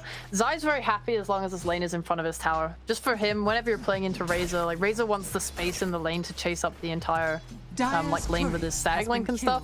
But if you're not giving that to him, keeping this equilibrium so far up, it just makes the Liquid boys very happy, very safe. Yeah, then even the threat to spear someone through brambles under tower. If Chrysalis does ever find himself out of position, that is an opportunity for Liquid to exploit. Yeah, Puppy doing a very good job though, zoning away Boxy and Zai. Get Chrysalis healed up and drag the wave to a position of safety in front of his tier 1, at least for now. It does feel like everyone really wants the supports to stay in the side lanes. I'm wondering if there will even be a lot of rotations for the power runes, because the war runes are going completely ignored, because in the top lane, you know, if Insania leaves, Matu, suddenly he's at risk of dying because the lane is always going to be pushing back towards Rezo's tower. I think Insania and Matu have shown their willingness to go extremely aggressively onto Rezo. If Zayat leaves, that could potentially leave a kill threat there. Nice shots, and then in this bot lane, they really want to just try and harass Chrysalis and get him down as much as they can. Yeah, they're bullying, but Boxy into the Shadow Realm away from that final hit from Razor, and the Stomp not landing on the Willow. Try and get a bit more damage onto Zai. Attempting the body blocks, the spear away. Plasma Field doesn't land because of it. Puppy still aiming for this kill, but very tanky Mars going to bring a salve out to himself as well. While top lane is a homing missile and the potential for a magic one. Insania doesn't launch it, just forcing them back while that creep wave does meet the tier 1 for Matu to farm. I also want to point out that Mickey going for Arcane Boots 1, delaying his bottle. He's not going for any of these runes, right? Because he's scared of Batrider chasing him. He just wants to sit by his tower, zapping creeps and denying when they come into his tier 1 range. He's happy mid, for sure. The fact that he hasn't died, the fact he's free farming, all these denies, he's a happy boy. Onside. Another good God's Rebuke. Pushes Crystallis back, trying to get himself through the brambles. Maze set there by Boxy. Even going to go into the Shadow Realm for another touch. And they've actually Everyone's put playing them... life on the edge. Ugh. Yeah, like Zai's playing on 100 HP this past 2 minutes. Crystallis and Puppy also looking a little worse for wear, while back into mid. Zayat's rotated, dodges the Thunder God's Wrath though. Gets away with murder here with a lasso onto Mickey, but still dying. And Mickey, oh my god, he survived! 3 stacks of Sticky with a Flame Break on him. He will tick down in the end. Not even Insane's rotation can survive through that with so much damage from the Batrider. That dodge was sick, but getting away as well. Sorry. But nearly getting away as well. Would have been so good for him, but luckily for Nisha, he got the kill. He missed the spear this time, sort of falling, and Poppy wrapped in behind him. Might even unlock a kill on Boxy here. There's a Courier and a Dark Willow to pick off, but he's going to take 2 hits to take it down, and they can't close the gap, and now Mickey arrives. TP rotation back in. Crystallis has that stick, and he's got raindrops as well, so yeah, Mickey realizing not one they can keep chasing for. While up in the top jungle, Insane here TPing away from Bat. They just like, flick your eyes from one lane to another as Nisha steals a stack from Liquid. Oh geez, that's a big stack as well. They did this last time they played the Venge Gyro, making sure Venge like keeps going to the camps and stacks them with Wave of Terror and trying to make sure that there's a backup plan for Matu when they finish laning. Having that stolen is pretty massive. Both teams have put the ward down there, so they know what's going on. Man, pretty perfect time to steal stacks as well. 7 minutes in, you've got neutral items there. 2 of them for Nisha. Holds onto a Tumbler's toy. Liquid even looking for the vision, which isn't even there from Secret. This is all a bit of breathing room for resolution. Yes, his Eidolons are going to die, but he's getting much more out of this lane now the Venge has started to rotate around. Zayas is forcing it. Snowball into Insania. And Mickey joins up with his captain. Onslaught of magic damage. I'll take down Zayat's tusk.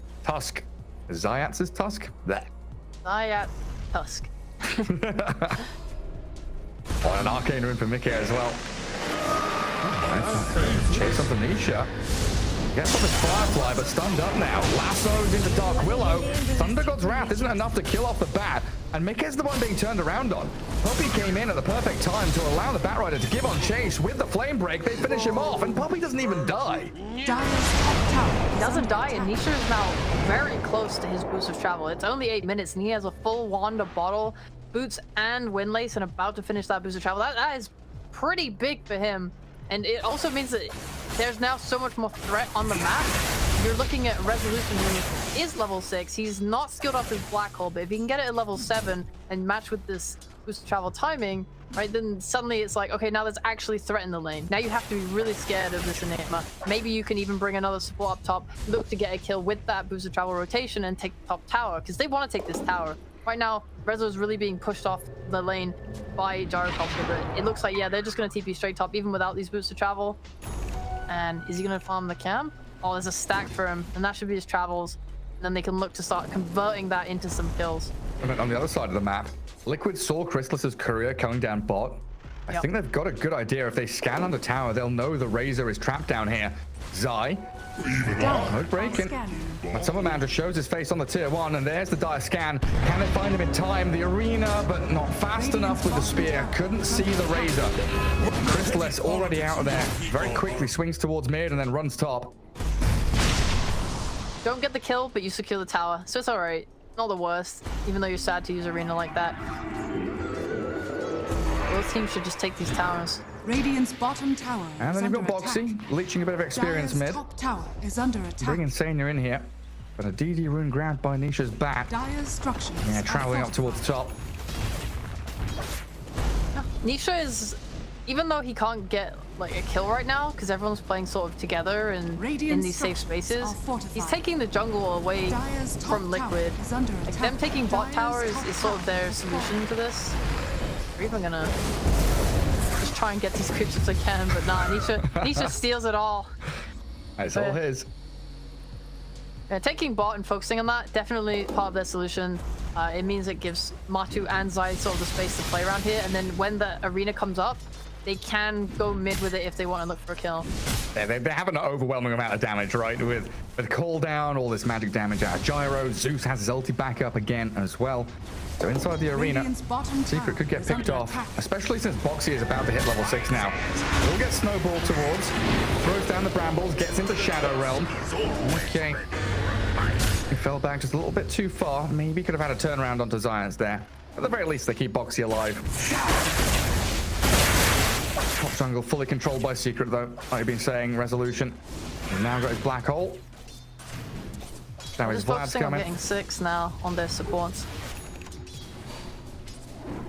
And he's saying you're holding out that top wave. Liquid under a lot of Secret vision, though. There's this wall of wards from top jungle down towards the Ancients area. Now, Secret can see a lot, but I'm not sure they caught this smoke from Boxy and Zai. They're not playing into vision of their own, so it is a bit blind heading into that bottom jungle. When Poppy and Zai show mid, they'll be like, okay, 2 supports there. There must be cores nearby farming jungle camps. And they walk into an empty camp now as well, so they've got a very good idea that someone was just here. They could look to fight around mid if they have Mickey's near. I think they just want to play around this ward. Got it. Just shows on it. He's playing really carefully. I think he knows what's up as well, because at this point you haven't been showing on your Mars for like at least a minute. They'll find Poppy. He's a very tanky fella, though. A lot of magic damage comes his way. 4 Liquid heroes. Centaurs, no matchup against the numbers they bring. Did they smoke under that Radiant ward on the triangle? I actually didn't see where they smoked. See, I think they were a little deeper. I think they were closer to like the more northeastern ward spot. So I'm pretty sure that they weren't spotted. Wow. It's just a good read from Nisha there. Understanding that, like you said, they've not showed Mars. There's something not quite right. But a good take on that tier 1 from Liquid. And this is all map space in that bottom jungle for them now, so they can just play down here. Zayats gets away from the maze. Nisha coming across, though. Arena required. Zayats in on top of the Zai Mars. A Terrorize there, pushing the bat back into the side of this arena, but the Thunder God's Wrath not quite enough. They can't finish him off, and Boxy, left to his own devices, zapped down by Crystallis. Nisha's tanky. They use Thunder God's Wrath to terrorize the Bedlam and getting that spear into the wall and fearing him into the wall, and all of that together was not enough. Jesus Christ, that is pretty rough. That's pretty much all your spells. Tells you that you need to commit maybe a couple more heroes into your fights. I guess for Liquid right now, your Mars is looking towards getting a Blink Dagger next, not going for that BKB rush. I think they kind of want to try and outpace what Secret are doing, because you look at Enigma, he's got this Vlad's and you know, he's not going to get a BKB anytime soon. So you can definitely take some really good fights with a Blink on Mars if Zai is able to farm that.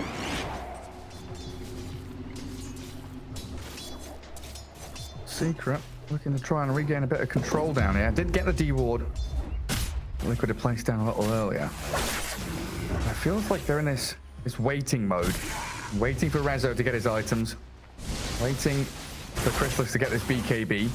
So it feels like they'll have a bit of a passive time while Batrider's the chaos creator. He is that tempo setter that wants to be playing with Zayat's Tusk smoked up towards the top jungle.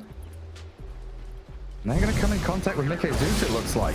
A quick Firefly, but an even quicker Heavenly Jump gets the distance out of that Tumbler's toy range that Nisha was trying to utilize.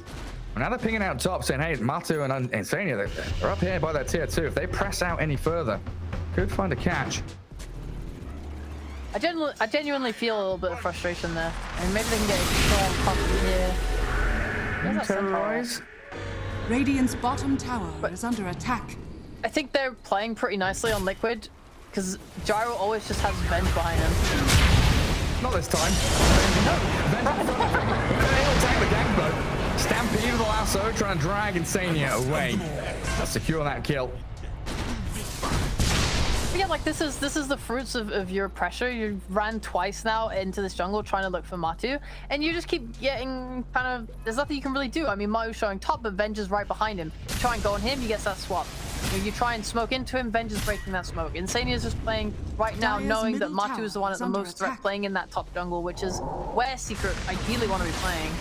Puppy might have stepped forward a little bit too far. Steppy, up he goes, down he goes.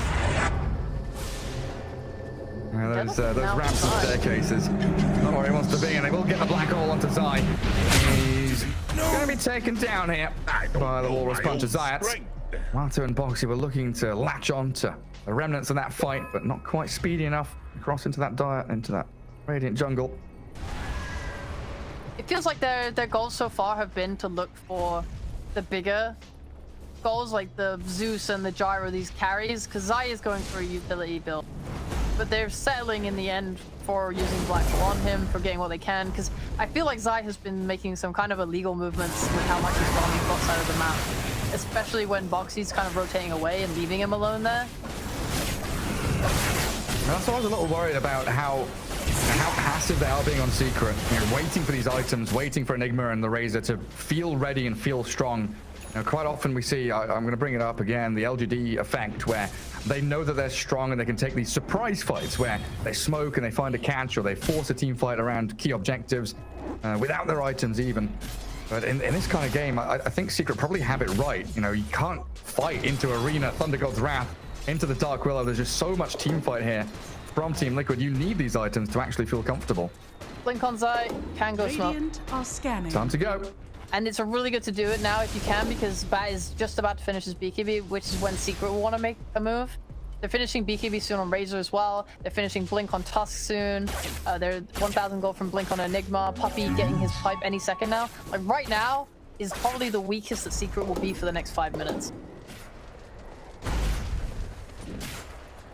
Have Terrorize up. You can make a move if you want. You've taken that mid and bot tower though, so you don't have a true objective to go for. You're not strong enough to do Roche right now. Really, it feels like Liquid are just trying to farm up Matu as strong as they can until he feels like he's strong enough to take a fight. If you can get a pick off or a small little skirmish with the Arena and Terrorize, I mean that's a win. But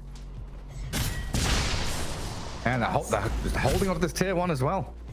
No launch pad for Secret to get into enemy ancients to really safely control Roshan either. Like Mickey just sits here zapping creep waves over and over again. Yeah. Like Enigma is all your push. Exactly, right? Like Liquid had to commit 5 heroes and get a pick off just to take mid tower. That's kind of the only way they can. Like both teams struggle to just sit and siege things. That's the result of Chen and DP and all these being banned early days in the draft. Not having your hands on those objective takers. But here comes Liquid. Aghanim Scepter up on Matu. Arena Blink ready for Zai. They scan forward, and that might just clip onto the Razor here as he moves towards his Ancients. It's close, they get the high ground vision, they see him now. Crystallis, an easy pick off, the carry dead for Team Secret. And they're quickly moving back up to top. Nisha is shown on the wave. They might have a good idea that here that Zayat has gone lurking back through the jungle. As Liquid actually start on the Roche themselves. But this is Secret's time. BKB back. Smoked up with Puppy. Zayat's in with Walrus Punch. Aiming on to Mickey Zeus. Are they trying to get him away here with a swap back and a heavily jump? But the Lazo still comes in from Nisha. Midnight Pulse down on the ground as Boxy terrorizes back one. But Liquid struggling to really finish anyone off here. Finally, Puppy dies to the barrage of Matu. Zai spearing away Zayat inside this pit, but Zai dead there as well. Not done great. Hoping for better. And Nisha grabs that triple kill in the end. Actually, gap closes onto Insania, who looked like he might have actually slipped away from them.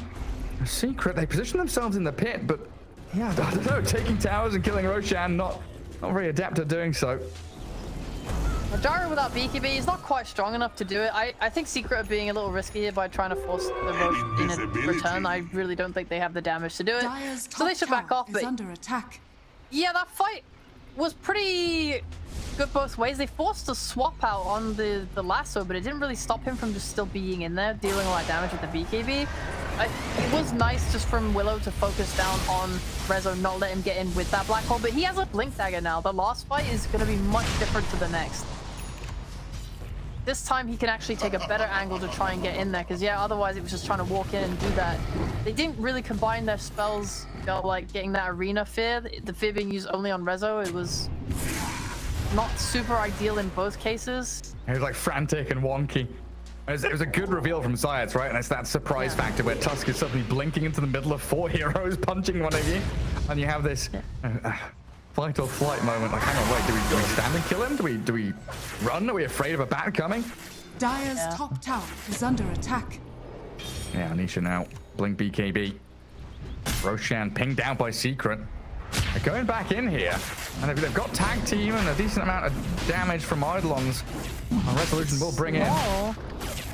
Not the fastest one, that's for sure. They have all their spells. Liquid need to understand this is happening. It's happening so slowly. There's only a centaur showing on one wave. They're just moving bot. It really feels like they actually just don't expect Secret to take it. Radiant are scanning. Yeah, Secret scanning high ground. Or does that scan scare them?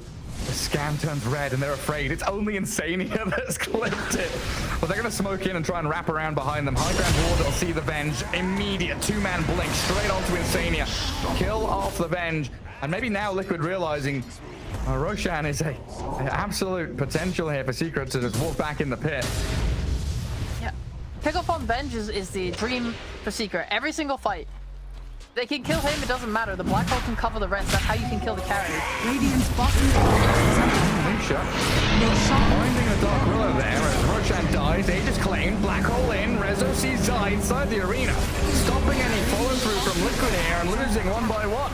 Venge has brought back for this, but there's no way for Liquid to re-enter the fight, even with that BKB arriving on Gyro. Let us fight. Radiant's bottom Really just felt like they weren't sure if Scrap had the damage to do Roche. As much it was going bot without TP, like it was on cooldown, so it was so hard for him to connect with the team and be ready. They just weren't ready. They weren't counter smoking. They weren't looking to poke and find out. They didn't commit like a Zeus ult just to check for vision. So that not go their way at all.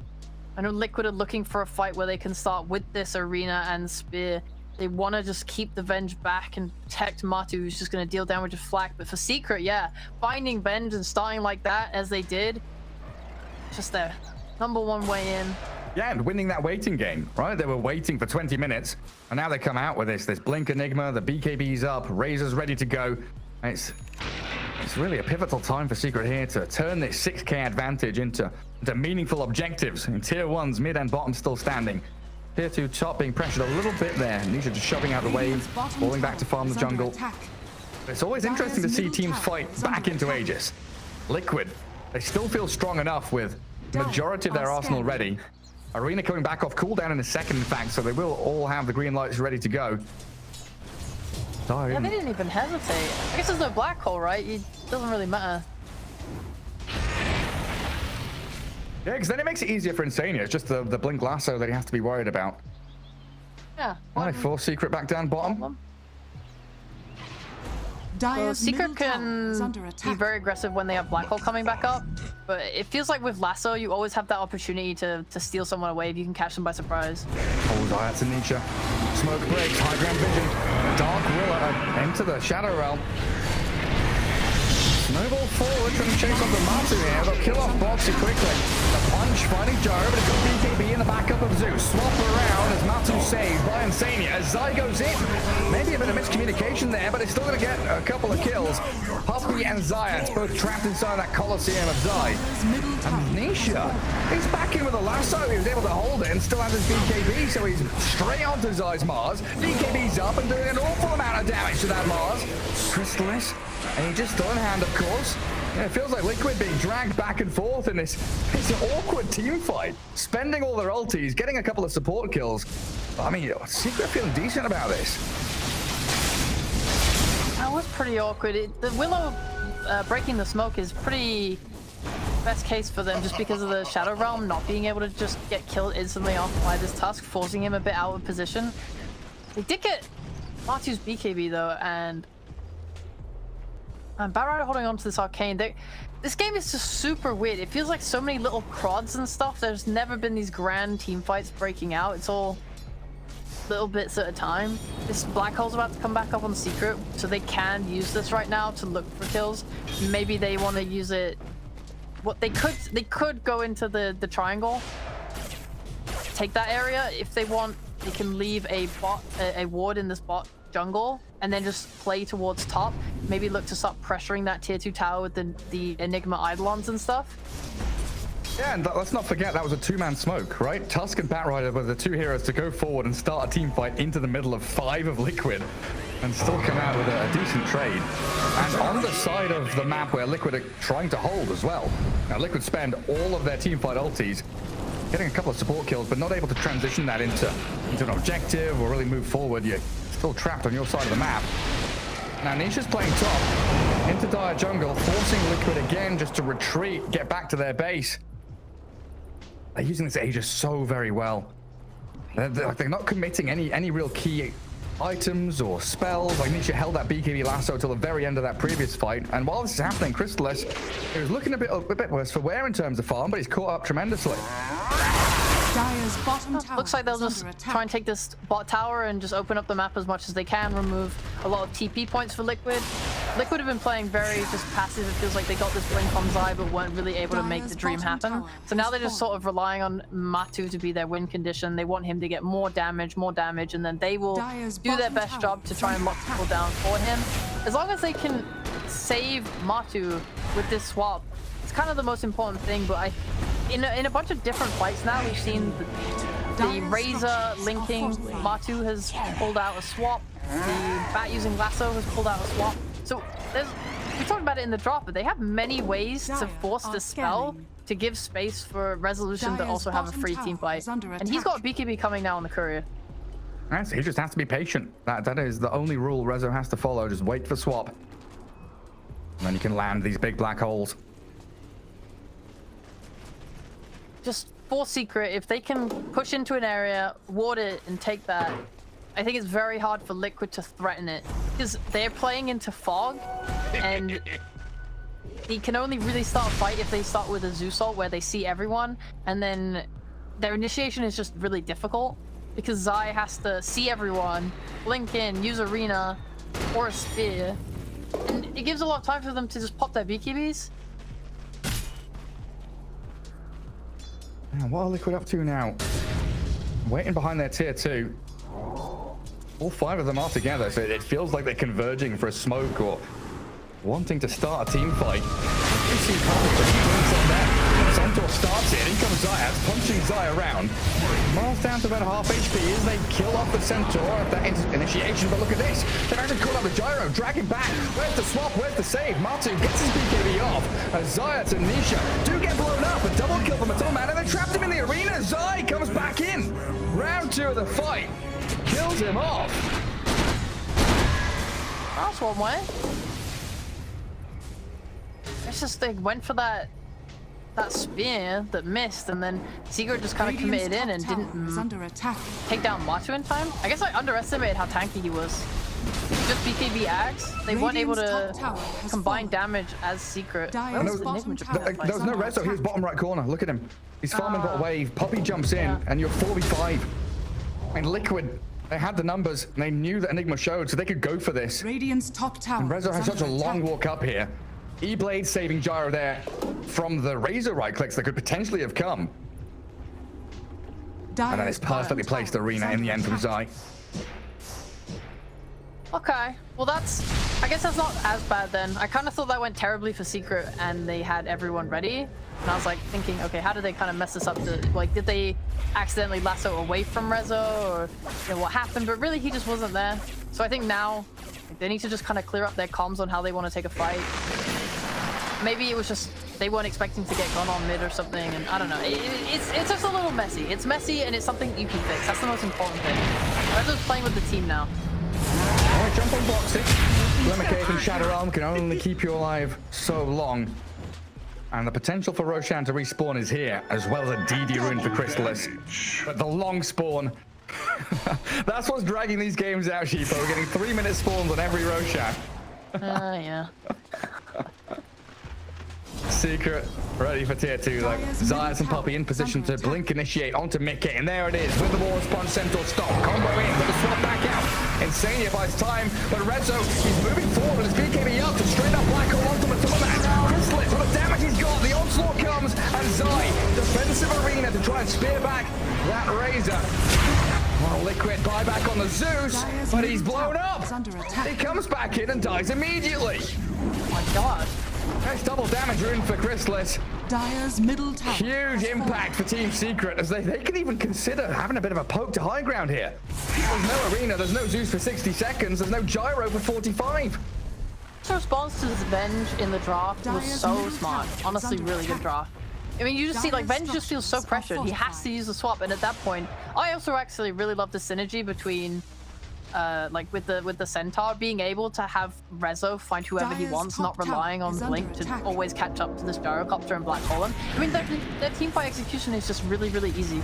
And it's kind of similar to Game 1 as well. Whilst they weren't able to close out the game, their execution is very simple here. Just force out swap either with the Link or with the lasso, and then Rezo is just free to Black Hole, Gyrocopter, and they have no way to cancel it. You need some, I don't know, miracle, like, basher on Mars and use a God's Rebuke to cancel. I don't friggin' know. It's so hard for them. They need to get the perfect initiation with Link's spear. I don't even think they can rely on Arena. I think they have to start with the spear on someone. Can't displace them, send them back.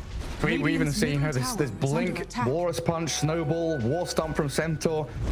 It's also a lot of tools from the supports of Team Secret to force the swap as well. They're getting chain disabled just by these two jumping in, and then they're not showing, they're not committing with the other 3 cores either. Matu's doing more than enough damage, so he just needs people to be locked down for him in front. Chrysalis gonna drain a bit of damage, steals it from an illusion. As Liquid, they were posturing around Roche. 20 seconds to go though. Rebuke, but no spear. Zai misses his opportunity. A Stampede allows Poppy to get away. And now Boxy, yeah, he's gonna have to Shadow Realm and Glimmer Cape. Secret, they're gunning for you. They just struggle to initiate because one of your supports is, like, both your supports actually are backline knee. You want this arena and to terrorize. You want Venge to always be there to save Matu. It's so hard. Everything relies on Zai, and it's really difficult when Secret have so many ways to start a fight. Chrysalis being able to just run in, Bat being able to blink, Lasso, Tusk being able to blink, punch, Puppy being able to blink. Oh god! Zai so quick with his blink, and Zai misses another initiation. They'll see that Roshan's alive, but yeah, no flame to the player. It is so difficult. You're right. Like, the weight of the world is on his shoulders right now as this Mars. Oh, Garrett, he's feeling it. I would be feeling it. It's and you're doing it into fog as well. You have to, like, split-second react as soon as you see someone, but then they also have the reaction because they see you, and that's when they get their blink or the GG. And now Boxy getting punched up. Shadow on TP, 100 HP remains, and a snowball to the creeps. Oh, Zayas, he's so clever.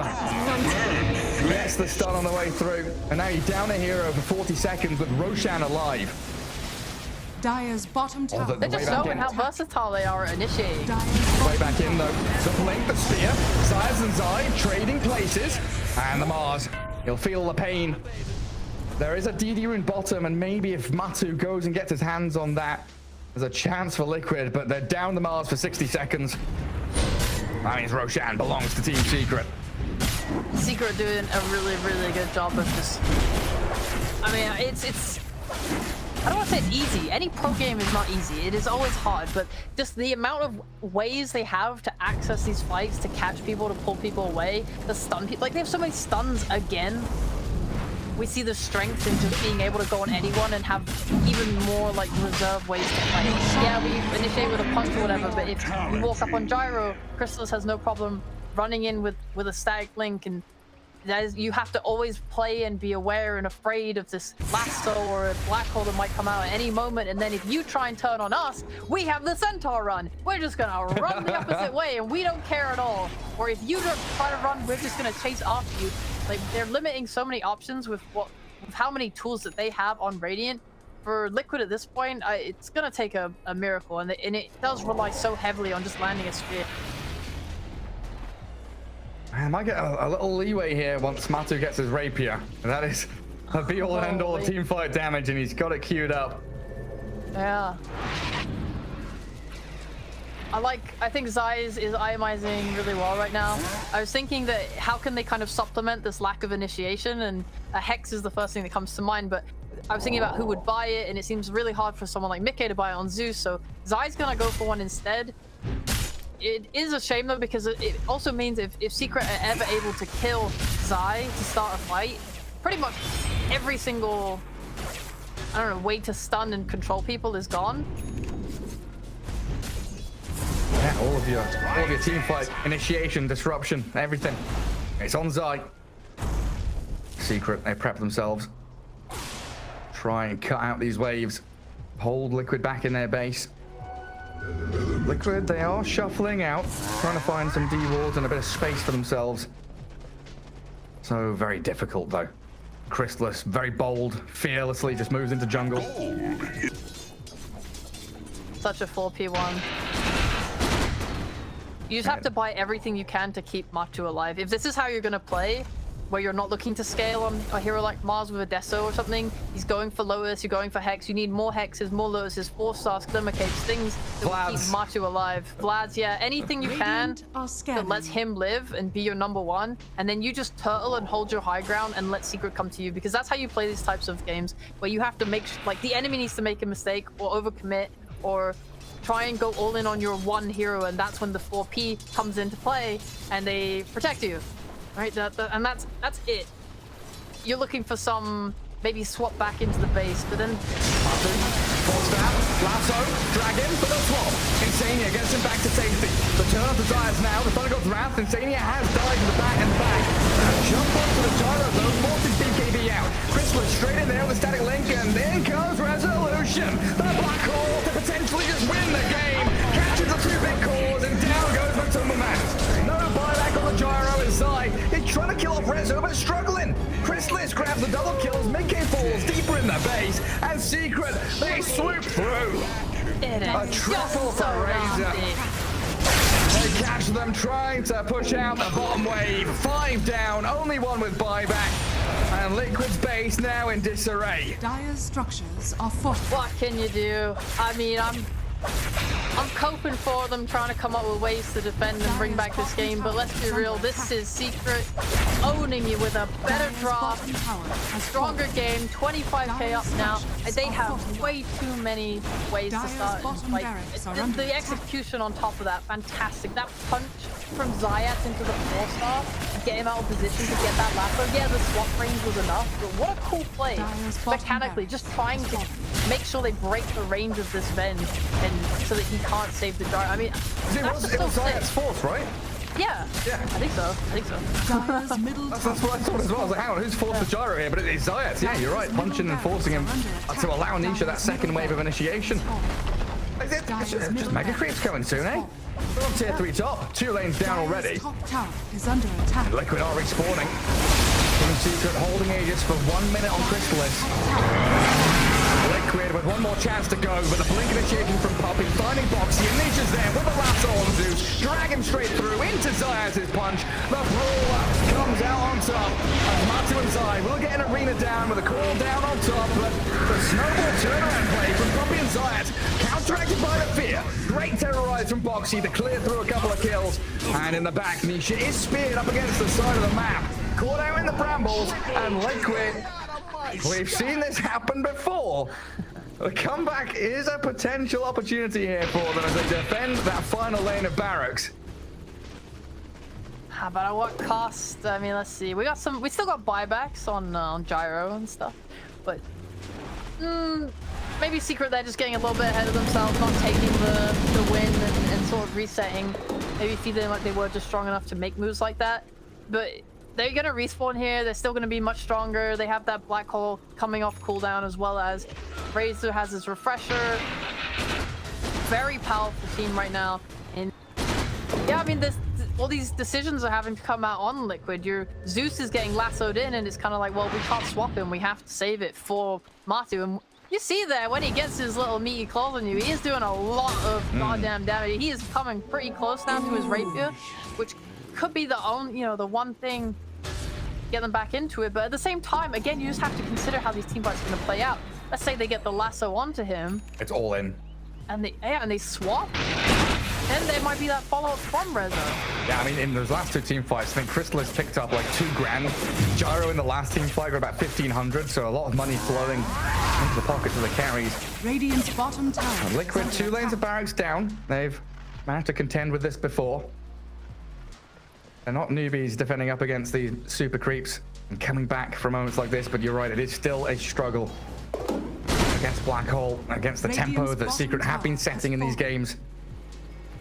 You know what's actually really cool as well? Secret don't even have to think about Black Hole as the ultimate be-all end-all of their team fights, because he has a Linken's now, which means that he can get in there with BKB Black Hole multiple people, and the most the bench can do is just swap Matu out of it. The rest will die. You're absolutely right. That's what Secret are looking for right now. Puppy shows on the wave mid, and Liquid, they all migrate back to their base. Line drawn to push out top. Secret in a really good spot here, though. They've got base vision, they've got the catch on the Zeus. Ninja's taking a lot of damage from that right click of the gyro, but look at Rezo! The perfect Black Hole catches them when Matu turns, Satanics up. He's got this rapier doing serious damage, but so is Crystallis. Shredding through the gyrocopter, cracking away at him, and Liquid now with no gyro, no rapier. Secret looking to close it out, chasing towards Mickey Zeus to kill the remaining 4. Crystallis, he's not going to die fountain for it though. He goes for the buildings, gets the rapier, picks it up. Side links in, the static links out here though, and Crystallis turning and destroying the Mars. The Greek and Roman gods cannot stand against the electric power of Razor. And Boxy is going to get caught out with a flame break in the plasma field. Slowed to a crawl, and an ultra kill for Crystallis. Crystallis! And there's your GG. Game 3 incoming. What a god that was. Team Secret victory. Team Secret striking back. 45k net worth lead at the end of that match. 42 minutes it took, but it felt like, even though Liquid have shown they can come back from worse, a foregone conclusion.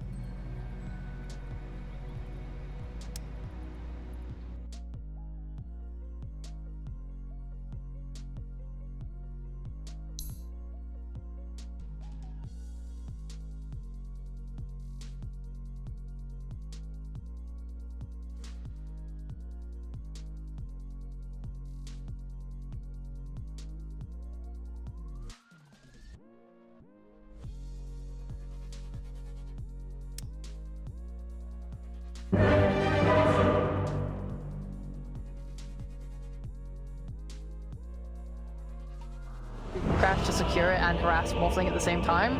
And if Morphling's playing on really low Agi, I guess, it's gonna be the ability to kind of click him down in the early levels is there, but I don't think he'll get a kill unless something massive happens, like maybe he starts to tickle him down as they approach their level 2, and then he hits level 2 and quickly swashbuckles and kills him. That's like most creative fan fiction writing I can come up with to see how this Morphling does. Oh boy! Everyone charging towards mid to get wards down early. Crystallis not able to cross the river even. Insania and Zai already there, ready and waiting for him. Comes Overlord for the die, actually goes up towards the top rune, and Radiant closer to the bottom rune. A standoff across the river.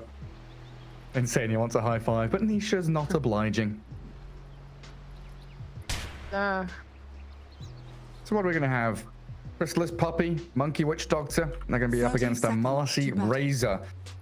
A little bit spooky, yeah, it is, isn't it? For both sides. I mean, it's a pretty classic combo because you can what is it? The sidekick makes the static link have lifesteal. Oh yeah. And as well, you're playing Razor, who really values a lot of movement speed. You can see like some boots windlays come out, but the rebound, giving that extra move speed on top of it, just allows Razor to really like run people down. It's a really strong combo. And then you've got Maledict from Puppey, landing onto Boxy. And bound the strike, and Nisha's bit of damage there is going to tick him down lower and lower, but not enough to finish her off. Get back under tower, Tango up, heal to stay in your lane. All down. Bot, we saw Timber Man forcing Zayats away. As bounty runes go 2 for 2, all even.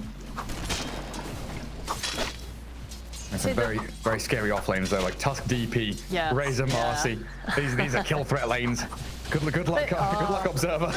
I mean, top is, this is what I was gonna say though, it's kind of nice that you have 2 heroes in the lane with stuns, so they can sort of cover each other a little bit. You have this casket, you have this boundless strike.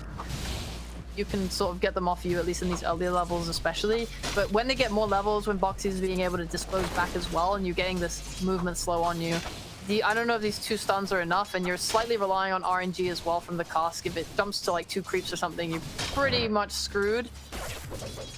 This top lane will probably have the most kill threat and attempts at kills, I would say. Well, there's one. Puppey kills the courier. No! You got it. Well, down at bottom. Insania was dragging this dire wave back in towards where Zayats was manipulating the creep wave. Something wrong with the animation of Monkey King, apparently. But yeah, Insania might be in a bit of trouble here. What's the bugged animation? I don't think it was bugged on my end. I don't see anything. I have no idea. Not a clue. I've not seen it. But he's currently floating in the air halfway through his boundless strike animation. Oh my god! Did you like show up T-posing or what? I don't know. It's pretty funny when that happens. He's like floating around. Alright, bets on if Insania dies. He doesn't have a fairy fire. It's Crypt Swarm level 1. They don't have any stuns. Where does he run, I think is the question. Like if he runs south and east back to his tier 1, how many hits do we get in? Like 3 from Rezo, maybe 3 from Zayats. I think it might be close, but I think he's fine. You think he's fine? Okay. I think he's okay. Okay, if Zayat I believe in the 3 armor. Him, oh, okay, that's a good point. that could be big. There is breathe fire on them though, so that's gonna slow them down. True. Yeah. I think Insane is yeah, okay, he's fine. He's totally fine. It wasn't even close. Yeah, it takes far too many hits. And Jakiro reasonably tanky. Got a bit of freedom there for Matu. Gonna 4 last hits, 2 denies.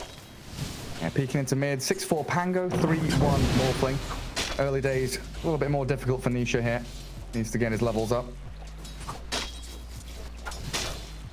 Is this morph really that hard? Oh, I guess he has a fairy fire. Oh wow, that was really nice. Nisha used his adaptive strike to push out of his shield back. Oh yeah, so it doesn't land and doesn't get the buff, right? And doesn't I don't think it did doesn't damage get in there. either. Doesn't do damage, yeah. Just stops everything. And strength adaptive strike. Really nicely done. I think if Nisha gets raindrops in this lane, he can literally never die. I don't even think he can die anyway, but Radiant's focusing on top tower CSing. is under Well, there's attack. your first blood. Puppey down. And Boxy trying to deny himself to neutrals, not successful, so they get the trade. That's that kill lane from Liquid, paying off dividends. Yeah, they even have Zayas rotate into mid, so no water rune for Mickey. No bottle refill for him. Gonna bring Boxy into mid. Rebound in towards Nisha.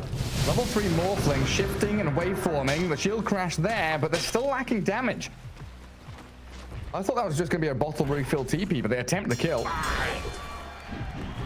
a little bit of both. Why But not? did he still refill a bottle by like rebounding over? There's a full bottle on Mickey again. Looks like they did. That's pretty cool.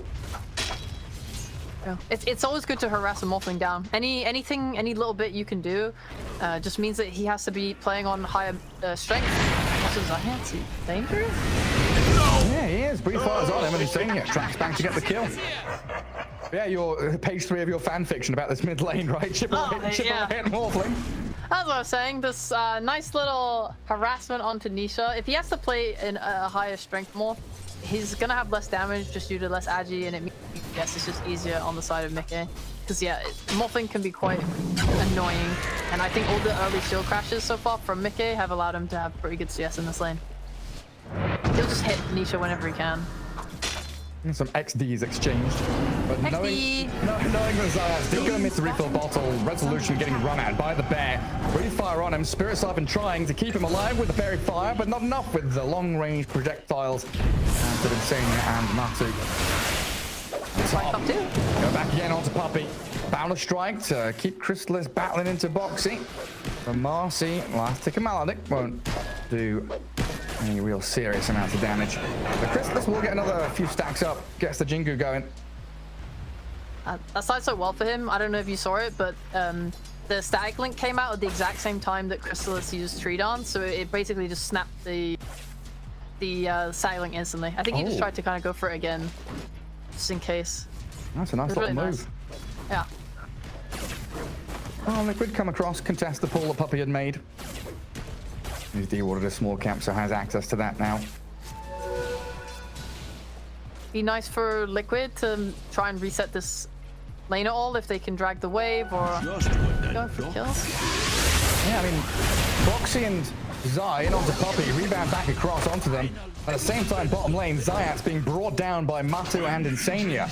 Everywhere you look, it's Liquid charging towards targets. Mid lane, Mickey trying to kill off Nisha, nearly had it, but it gets turned on, has the shield crash, so damage reduced. Fairy fire and one, but also there, so very unlikely for Mickey to die. A lot of pressure onto Nisha though. A kill on Witch Doctor was also really good because he tried to TP out, so Puppey has to walk back to lane. And luckily for Chrysalis, the creep wave is just right outside his tower, so there's pretty much no threat from Zai. I think diving maybe could be an option. Boxy's getting his mana back, but it's scary and hard, and Chrysalis is playing with Tree Dance to make sure he's not in a predictable area, making sure that they haven't pulled, and just go back to lane, wait for Puppey. And maybe bot looks for Insania. He's pretty out of position right now. Swinging forward, breathe fire, dual breath even. Pretty annoying, but they've got Spirit Siphon and the tag team to deal with it. A little bit of bonus damage coming out of top lane. They get the Maledict cast onto Zai. Secret battling back. The Static Link causing some issues. Along with that sidekick, the lifesteal turnaround as Zai. He grabs himself a killing spree. It feels like the reason he stayed alive there was because of the sidekick you mentioned.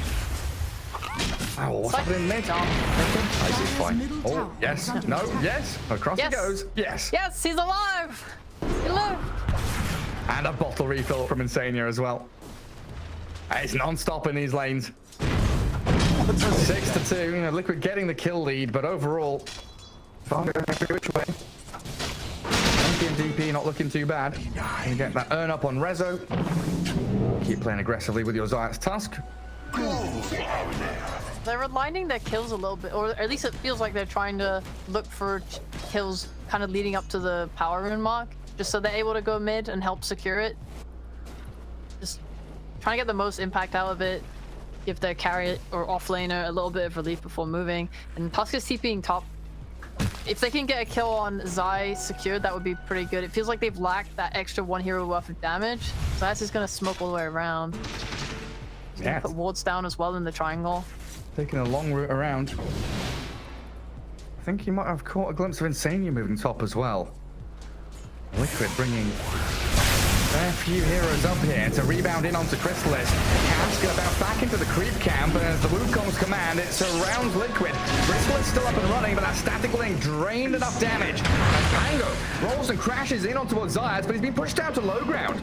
Boxy, you can't catch up to him, and Zayas is gonna salve and clarity to stay topped up. The final moments of this roll, though, Mickey thinking about going for Puppey. Boxy does have his spells available, but that cask bouncing between them misses the rebound land onto the Witch Doctor. Now the snowball catches up to him. Good swashbuckle from Mickey, but Boxy down. Monkey and Tusk for the Marcy, though, going to feel decent for Liquid.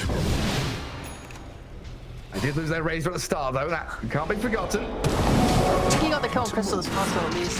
He did, while Mickey swashbuckles away from Chrysalis, who grabbed the haste. Now swashes down. There's Monkey King, some serious damage. Now Secret the ones who feel happy about it. Yeah, they're just fighting back. Nice TP from him to snap that power rune too.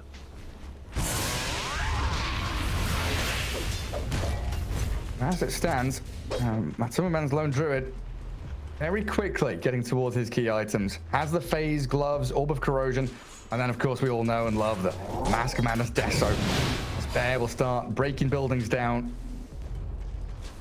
He's being left alone bot just because he's reached this point where he's strong enough, and I think the same applies for Rezo. I don't know if he can really die as long as he has his max points in Spirit Siphon. Like, if he's in any creep wave, he can just like heal from the creeps, heal from the bear, heal from Druid. I think it's just hard for Druid to ever go.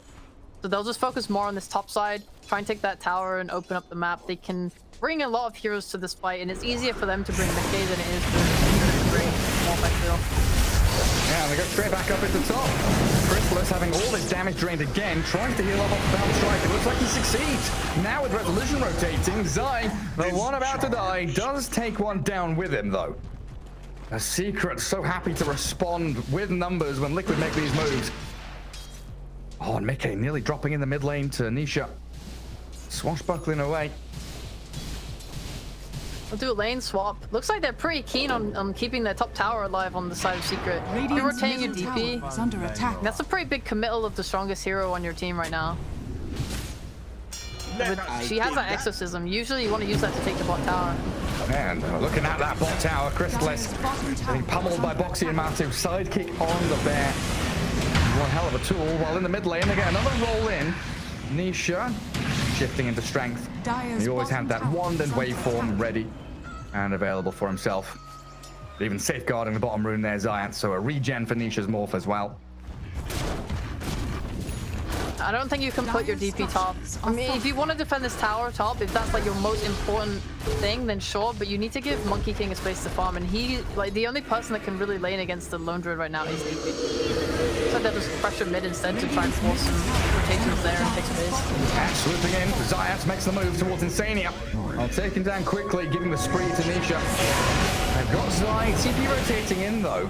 A little trapped in the trees and couldn't get a latch onto anybody, while Resolution now has to deal with a Marcy. Unleash and Dispose, getting on top of the Death Prophet. Good rebound with a stun in there, but Rezo, he takes her down before he dies. Nisha getting a double kill, looking for a little bit more. Zai still has his Eye of the Storm going, while Zayat being focused down by Mickey, dodges a bit of the swashbuckler damage with a nice little snowball, and Nisha into Razor mode, thinking about his reinitiation, but doesn't have the backup he requires. Another little move there with that adaptive strike, but so close. It's so far from getting the kill, and now the Ice Path Macroplier. Oh, he's fine though, isn't he? Raindrops wand, walks it back, gets to his tier 1. I know, these teams not giving each other an inch. Not giving us a chance to breathe. They're just brawling and fighting non-stop these first 12 minutes. 20 kills. It is so much. It's so hard to keep up with. It's like, who does this benefit more as well? It feels like it benefits Liquid because Lone Druid has been pretty much free farming the entire game. Yeah. I like Secret bringing the fight to mid as opposed to bot because it lets Nisha be involved a lot more. I don't know, both teams, I mean, going into this mid-game timing, for Liquid, they want, what, they want this Desolator on Matumba Man? Maybe they can bring him mid for opening up that tower, because they want mid tower. The dusk is always. But both teams would really benefit from getting the mid tower. Yeah, they would. That's why we see 4v4 in the mid lane, basically. I was looking at Nisha's item build here. Dragonlance, it looks like into Ags. I like the Ags build. Everyone's buying it now, I think. Because the stat steal seems to just be so powerful. Like for Agi heroes taking away all their attack speed, and for strength heroes taking status resistance, it makes Morph really, really strong, hard to kill. And primarily you're going to be turning into Razor, I assume? Yeah. Then you don't have to worry about like buying a Lincoln's or anything, right? You just turn into him, drain damage back, and it's even. Yeah, that makes the most sense to me. And also being able to link the bear. Right, that's a good idea. It's pretty great, yeah. Liquid smoking up top though, connecting with Zai. Dire are scanning. The bear. We're 30 minutes in, we need towers. Yeah, bear has Mask of Madness. It's tower time. Radiant are scanning. Scan. Turns red. Up top. Dire's top tower is under I know, attack. there's people lurking behind this tower. Dire's structures are And fortified. Liquid, they just send the bear forward. Marcy's... Wait, they're sending a Radiant's courier to bottom scout. tower Razor, is under Razor and Marcy both Radiant's scouting with courier couriers. has been Zai's killed. going to kill one and maybe even a second. Radiant's Free money for the has been tusk there. killed. kind of worth it though, because by giving their couriers up, they know that there are heroes there. If there are heroes there, it means that Secret want to commit. If you're not trying to commit to this tower, then usually you just like abandon ship, you TP out, you go somewhere else. So this kind of move by DP and Morphling to start walking top is sort of scouted by them using their couriers that way, and I like that a lot. And if it also means that if they think people have TP'd there and that they've used TPs, they can go pressure other parts of the map. They can smoke and go look for a kill on Chrysalis. They can wait for a Secret to walk to elsewhere, and then knowing that they don't have a TP, you know, they can then just reapply pressure to top, knowing that this time they won't be able to get there in time. They can guard that DD rune bottom for Mickey. Yeah, they and he's can got do the that fusel blade that's just been delivered. Alright. Looks like I'm just going to sit behind his tier 1. None of them holding a smoke. Kind of felt like they wanted to make that a smoke move, but yeah, they'll bring bear mid and just shove this tier 1 tower. Give a bit of a brute force push. Secret will TP in here to start the defense. How quickly these towers fall against the bear. A lot of focus there with Maledict, Urn. As a Spirit Vessel, in fact, kills it off, but tower already dead. Chrysalis does get a trade though. Bottom tier 1 gone to him. And again, now maybe you just go right back top and push this tower. When you have these two towers, that's pretty much the basis of your early game. Finding ways to eventually take them, poking and prodding and seeing how many heroes you need to commit to it. I think they know that it's hard for Secret to get up there to be in a position to defend, so they don't have to commit Lone Druid and they can just keep him mid. And yeah, we're just gonna see them look to try and take fights now around top until they can rush. Yeah, Zayas and Poppy defending their jungle with everything they've got, but the rebound away gives Boxy the space until Chrysalis comes back with Jingu stacked and a boundless strike. He'll kill both supports. Oh, it's huge for Secret. Yes, they lose tower, but they fight back and keep control of this jungle. Because the natural move there from Liquid, right, is to take tier 1, go jungle, ward up, and use that as a platform to keep Secret away from the top third of the map. Not ideal to lose your supports, but we might just see them keep running at it. Only because the Matu bear is 800 gold away from a Desolator. This Desolator gives them the damage to take Roshan. Like with the sidekick as well. Like the sidekick onto bear is such a potent combo, actually. It's monstrous. Yeah, really, it's so good. I remember the first time I saw it, it was during Riyadh, and LGD brought it out. Like, Arme hadn't played Lone Druid in 2 years or something, and they had this Marcy LD that just destroyed everything. I think then at Arlington we saw OG doing it, right, with IO Lone Druid Bat Rider Marcy, where they had tether overcharge with the sidekick on bear. That's some nasty stuff you can do. There's so many combos with Lone Druid. Arlington was just like Lone Druid on crack every game. There was just some new thing. This Pudge Dismember as well, being able to save it with a shard. Like the bear coming back at, like you would eat the main Lone Druid, and then the bear would just go to town killing everyone. Boxy's in. Got a reveal over Zayat, who had that Invis rune, and the snowball's only going to put him in further danger. He doesn't have a blink dagger or anything. Snowball back, shards are there, but Mickey makes short work of the remaining HP he had. Can't tell, but it feels like he's poor in this game. He's not closing in on that blink dagger on the Tusk. Yeah.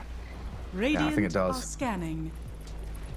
And Puppy getting the majority of the support net worth there on Secret. Oh, Liquid, they do reinvade that top jungle. Yeah, you'll probably just keep seeing them do this. They know that they're strong enough to roast, so getting any pick off in the top side of the map is giga important. Secret just want to try and dodge it.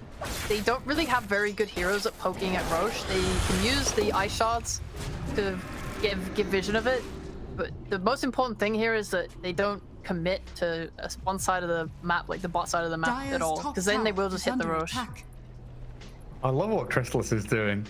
He jumps across the trees and then makes sure he finds himself a spot where he's not going to get seen by the tier 1 or anything. Liquid actually just initiate into that jungle again. Diving in towards them, the snowball landing on Boxy. Death Ward now cancelled with the death of the Witch Doctor. And Resolution annihilated by Liquid, even within the Wukong's command. They only killed Boxy there.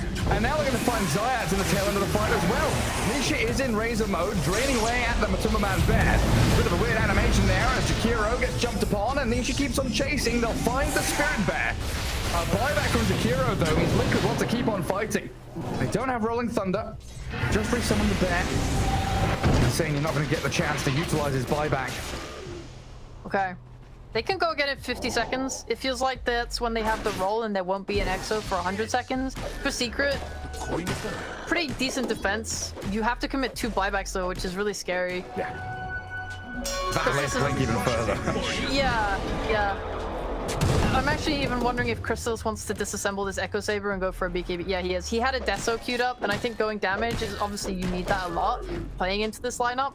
But they're kind of showing how strong they are and how much they're trying to threaten you and kind of push the issue because they want this objective on Roche. So going for that BKB makes a lot more sense. We'll get it soon. Maybe then they can fight with it. I think it should probably link up in timing with Rezo's BKB too, and that's when you can start to smoke up and look for something.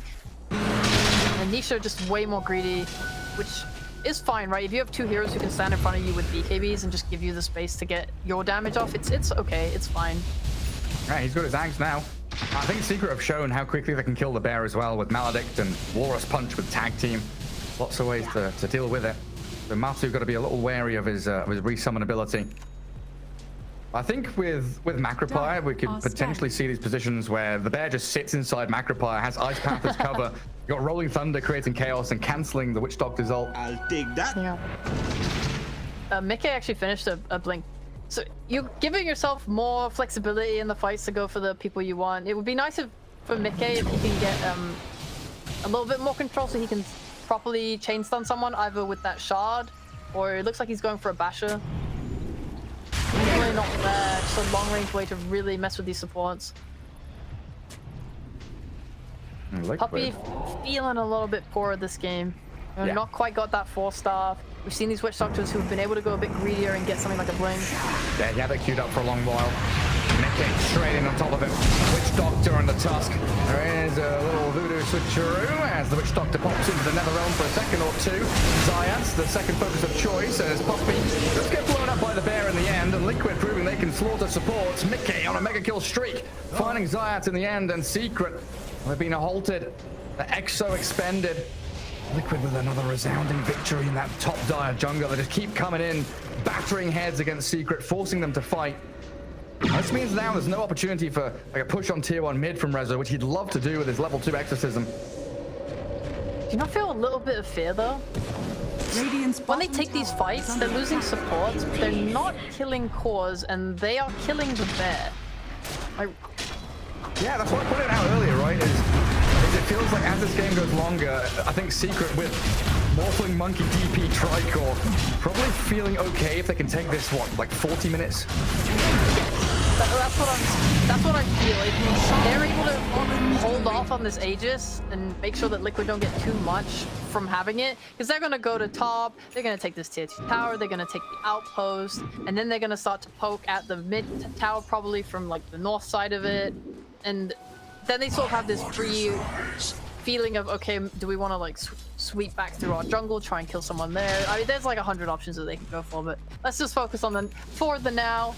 They want to take this top, and Secret, they kind of need this Exo to fight. Maybe how strong is Nisha? It's very scary because if Mickey's ever hiding in the fog and threatening them, they have to be so aware of this blink stun. And it does have that Ags to turn into the Razor very nicely. BKB coming up shortly too. Nisha will just get bigger and stronger. When he gets his BKB, that's a power spike. When he gets his Scotty, that's a power spike. Like when he gets Scotty especially, that's when I'm getting scared. And it's when I feel like to deal with that sort of damage, you need things like Bashers on your Lone Druid, Basher on your Marcy. How far is Box in this? I think he's got BKB done. No, he does not. He has an Ogre Club done. I'm just dreaming here. Yeah. Radiant I checked net worth and I was like, nah, yeah. I think he's got BKB and Basher done. Yeah, I actually think he's got a Rapier. Oh yeah. Another smoke from Liquid. Goes up top, it's the Tusk. Zayats under his tier 2. Yeah, they're gonna go in with a Savage Roar. Fear him, look for the root. The rest of the squad biding their time though. Boxy will commit with a rebound now, but Zayats is out of there.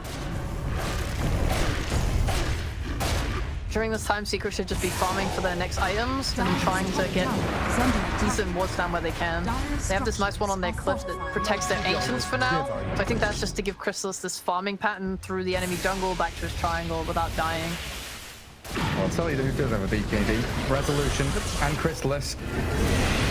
They've got them, and it looks like they're ready to fight. But they're down to half health already, and they're straight on top of Matu with a Wukong's command, focusing the real hero down.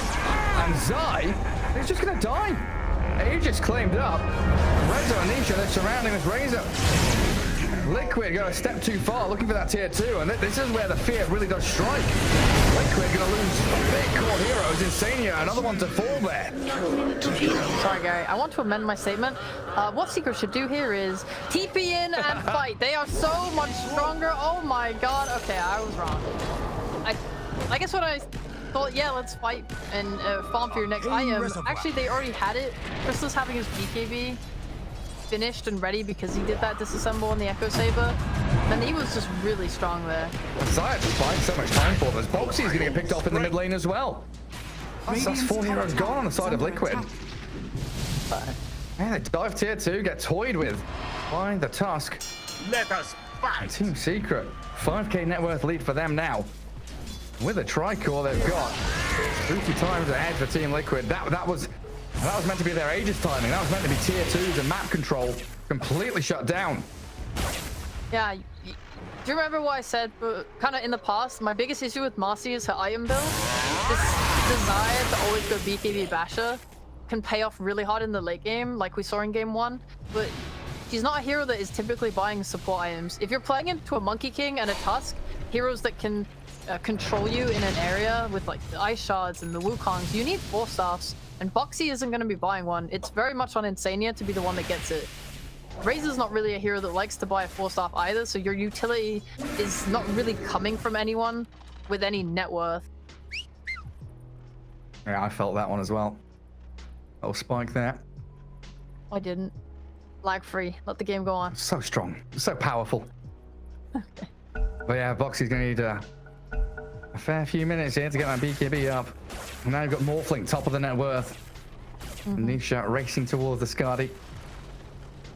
Yeah, there's so many items that will deal with the heroes on Liquid. You're having so much physical damage coming out from Razor and Lone Druid together that armor items will be very, very effective. Like a Shiva's Guard on Death Prophet at any point is going to be pretty big. This Skadi from Nisha, the ability to fight at range with your Dragon Lance is going to be able to handle and play into the Lone Druid and Razor pretty well. Whereas, yeah, for Liquid, I'd mostly just want to see them buying 4 staffs and ways to disengage from fights. Like, if they get gone on, you want to be able to just get out. You want them to pop Exorcism and then you reset the fight. You want them to use Wukongs and you reset the fight. You can't fight into these. It's much too hard. Dire's top tower is under attack. I'm just looking at Matu and wondering why he's got 3 mangoes. Like, why is the Lone Druid bought mangoes? But nah, he's got a shovel. He's been digging them up. Oh, Secret. Oh, in we come. The Death Force down and they've blown up Rezo. Nisha arriving on the scene though, turns into Pango, BKB'd up, Zai with a link, and this remaining second of DD. Nisha straight chip with a bash, the stun, catches him mid-TP, can't get away, Mid-K with a double kill. 4 heroes down on the side of Secret, giving as good as they take, as they lose 4 top, take 4 bot. Where do they move now? Like, there's no Roshan to get, is it just a push into tier 2? Yeah, you can just take mid if you want. You have the option of mid, or you run right to top and pressure the tower. You have 50 seconds with no morphing, but the rest are respawning so quickly, I don't think you can get the top in time. I'm very surprised that Secret were committing so hard to the bot side of the map with that ward on the cliff. Like, it's been up there for a really long time. Liquid watched everything and got the perfect initiate. Dire's middle tower. Yeah, right under their vision, Rezo. Separated from the rest of his team. And these bashes, was that a Lone Druid one-hit bash? It didn't come... I think it was the swashbuckle Mango. Okay. Yeah. The bashers are exactly what I wanted to see against the Morphling. Said earlier as well, it's like, even if he gets really big and has a BKB and has a Skadi and stuff, the one way you deal with that is just BKB piercing stuff. Bash him through it, you get an Abyssal, his BKB ends, and you kind of just like rip through him. They just kind of weren't able to set up properly on Secret because they got burst down so quickly. I guess that is a really nice way to take a fight. If you can take something under your vision where you're able to just quickly kill like Resolution it makes it hard for a Secret to cover it with the Wukongs. If they're not ready. Liquid. Radiant are scanning. Looking for that little bit of space top. At least a minute for Roche. Continuing to play under their own vision. Arto's pretty far forward here, but he's got 3 heroes coming up to his area of the map. Team Secret. Are they going to smoke out off this? Are they? They've got a smoke on Zayats and one on Puppy, and they were all grouping up together. They've maybe seen Boxy down bottom. Maybe just hunting where their wards are. Don't really want to go into the top, but actually they have their own deep ward on Liquid, and they'll see all this movement here. And this is massive information. Liquid are literally just walking top right now to reclaim that outpost. This is where you feel pretty comfortable as well. You can push in that top tower, threaten the base, maybe make people feel like they have to TP back. Oh, this ward bot is pretty huge. That sees everything. That's the outpost for them. Boxy feeling pretty free to finish off with his BKB. Pretty much has it now. So we're going to start seeing Marcy really transition into that core role. Radiant's bottom tower is under attack. And a fast Roche spawn as well. 10 seconds. Insane to stay there. Stay there. Yeah, there's so much threat from the side of Liquid going into these fights. You're playing on Nisha and Chrysalis, and you have to think about this blink roll coming from out of your vision. Boxy now having that BKB is going to be a little bit of a problem. Probably not as much until he has Basher as well, but you have to kind of be wary of a lot of different things, like an ice path as well. Any stun can get you killed at any moment from rain, from fog. Meanwhile, what are they thinking about? Most of the things happen super wary of the trees and where crystals come from with that Wukong. If any Wukong doesn't come down on top of them, and like arm, kind of okay. Secret out of the loop in terms of when Roshan was respawning. Surprised a little bit by that fast one. Yeah. No time to react. It's nice to see Insania with a 4-staff now. Yeah. You know, like they have a way to disengage. If you can get Glimmer Cape too as well, that could really help. Where's Puppy leading his team? Over towards the Roche pit. Nobody here. Mickey showed on the top wave. They're hiding back in the trees and a Secret and actually coming into the Radiant Ancients area. Mickey CP is mid. And this could be smoking into smoke. Liquid is holding on this hit one for now with Masu showing up front. They'd love a kill on Mickey. Looks like the line is drawn and the smoke is thrown out. Mickey, smoke breaks, Rolling Thunder, no, the punch first. In they go on the Pango, take him down, no buyback for him. Razor and Lone Druid, they do bring Zayas down to his knees while Zai charges forward towards Resolution, Aegis in hand, now claimed up. Insania going to throw the Macroplier down to the Morphling. And Nisha with no waveform now disposed back into the waiting arms of Matu, but he's got a snowball save. Zayat keeping his Morph alive a little longer as they turn back onto the bear. Good silence and a stun from Boxy landing back in on them. They kill the Spirit Bear. At least someone's available, but Matu is dead. Chrysalis now can chest forward. He's got Puppy behind him. Zayat with a blink, punch him up, kill Jakiro, and shift into tier 1. Radiant's middle tower has fallen. Another fight where Liquid have the Aegis and feel stronger, but Secret out executing them. It's under attack. Look at these swings in team fights are like 5k, they swing 5k that way. 5k the other, yeah, it's... I keep thinking, oh yes, they're winning, and then, oh yes, the other team is winning, oh yes, they did a really good smoke into the triangle to have high ground advantage over Liquid and not let them have that area. Just spotting Nisha, but, spotting Mickey first, it was the biggest thing for them.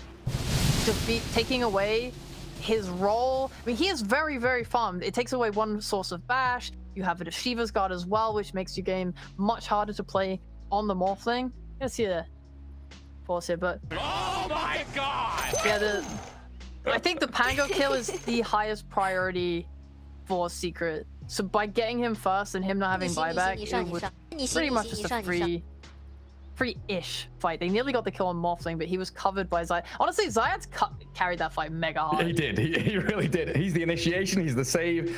And usually when we see that kind of situation where one hero has so many roles to fulfill, they can struggle. But Zayat's playing incredibly well here in game 3.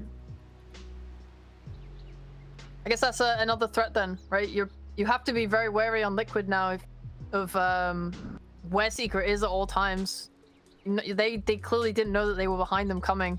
Walking like that, you have a Zayat's punch now that can just lead to your immediate death because they have that follow-up stun in the Boundless Strike, in the cask. Silence too. He doesn't have a BKB, so for Mickey especially, it's really easy to die. But I think Matu also not playing with a BKB.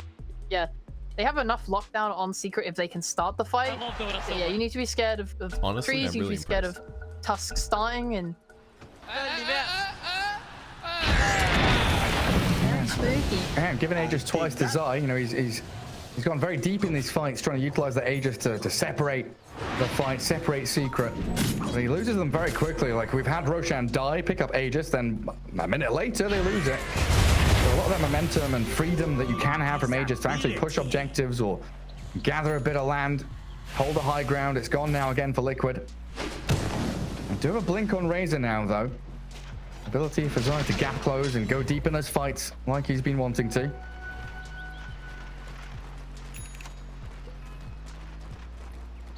Feels definitely feels nice for Crystallis. He's being able to sort of wait for his moment to jump in.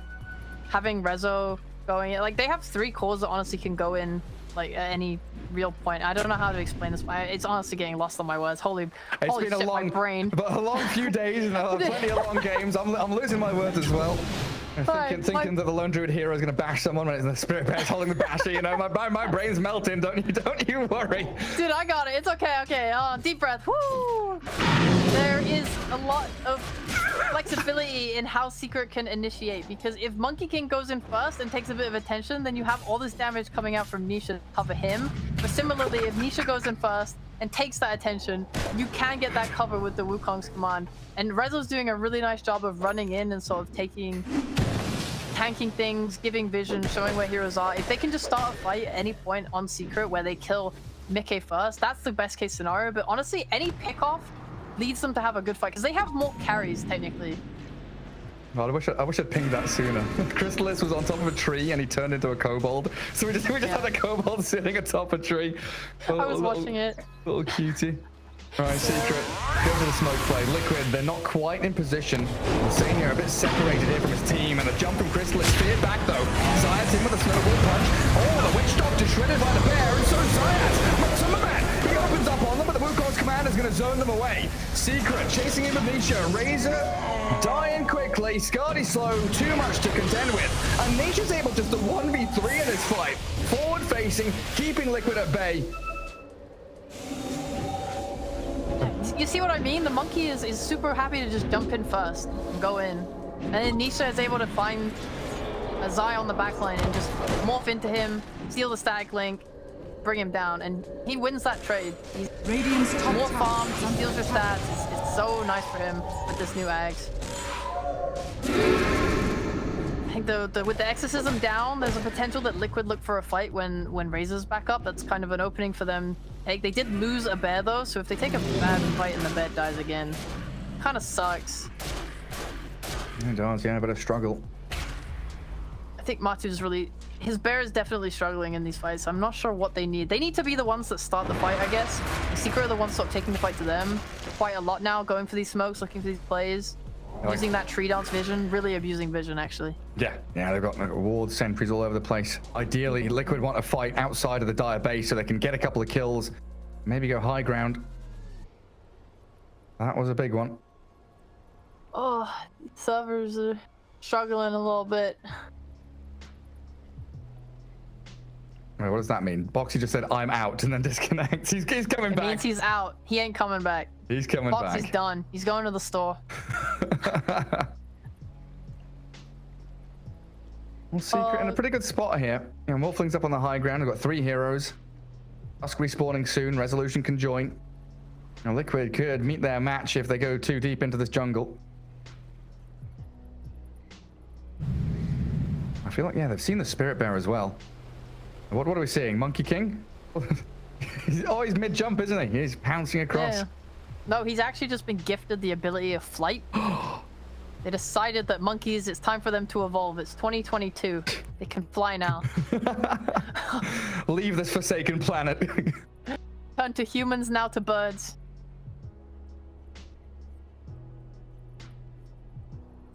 But we should really test the server. I think everyone in the game should buy a Helm of Dominator. And then get one of those little guys that summon skeletons, and then just summon skeletons all at once and see what happens. Yeah, we need Wraith King, we need TB with illusions, and Phantom Lancer with reflection on him. Alright, I'm talking about in this specific game, but yeah, sure, we could just like Should we just put heroes in? Create hero Terrorblade. Yeah. Why the hell not? Stack Roshans as well. A couple of those out on the map. Well, Liquid very wisely getting away from that top lane engagement. No vision there, of course. Playing into darkness. Incredibly scary for them. They've been struggling to keep vision up here as well. There's Gem on the Death Prophet clearing through all of their observer wards. One place now back in their own jungle. Very defensive one. Kind of hoping that Team Secret come towards them. Puppy's just chilling top. He hasn't shown on the lane. You have to be really, really careful the later the game goes. Going into this 40-minute territory, showing on a wave gives so much information. You know, being able to just like look at Zyas right now, sitting on this cliff, seeing Boxy bot. He knows that he can do this. He knows it's completely free. Looking for any D ward that they can get for this little bit of map control, leading towards the next Roshan. Radiant's top Looks tower like Liquid is under making attack. multiple calls that they want to go top. Tier 1 tower being defeated by creeps. Rezo's going to show there, give it a little whack, push it forward. Secret all 5 up here as well, so this is going to give them that platform from the enemy ancients area to hold on to Roche, keep that vision up, while Liquid resorting towarding their jungle, enemy ancients area. Yeah. This does not feel good. Top tower is under For attack. Liquid right now, their biggest question mark should be how they can reclaim the top side of the map, because Secret have every angle covered. They are in their triangle, they have the area behind them warded. Puppy's sitting in the pit. There's a potential that if they were to smoke in there, he would be the one breaking it. They're just gonna, I don't know, it would be pretty nice here if they can just force the TBs back and then get out and take that top side. Yeah, that is a threat with the bear, right? He can push so quickly. Secret have to respect it. Radiant's Come top back tower and is under attack. halt the push coming in, and now Liquid, they can swing top, look for the D wards, reclaim a bit of land for themselves. Think about that next Roshan, which we'll see. He's going to be 1 minute away. It's hard playing into Fog. Secret moving all the way back top right now, it makes the most sense considering they want to contest Roshan. But if Liquid knew, then you can just run this bed back at bot again. Yeah. There's no TPs this time. No one to defend the base. Honestly, wouldn't be opposed to seeing Liquid just try to go for this base again. The only problem is at this point, Roche can spawn. They don't know how fast it's going to be. We know 30 seconds away. Yeah, they have to... I like the idea of forcing them to TP back, but yeah, again, you have to start thinking how you're going to get up here, how you're going to go for this pit. All right, now just playing under their vision. Kind of hoping that Secret want to sweep through their own ancients. So they are collecting up tier 4 neutral items here, Team Liquid. They've got 4 out of the 5. Spell Prism, Pango, Telescope, Jakiro. Penta-Edge Sword for the Lone Druid as well. It would be nice if they could get a gem on Liquid. I think Secret... Do they have one? Yeah, they do. They have one on Death Prophet, which is just really nice. You want to be able to sweep somewhat and remove some vision. Here's that problem. Yeah. Just as you said, Liquid, they're all stuck down at bottom, trying to play under their vision, and Roshan has respawned. And that allows Secret to swiftly take it. Aegis, Shard, and Cheese for Team Secret. Liquid, they're smoking now, but it seems too late.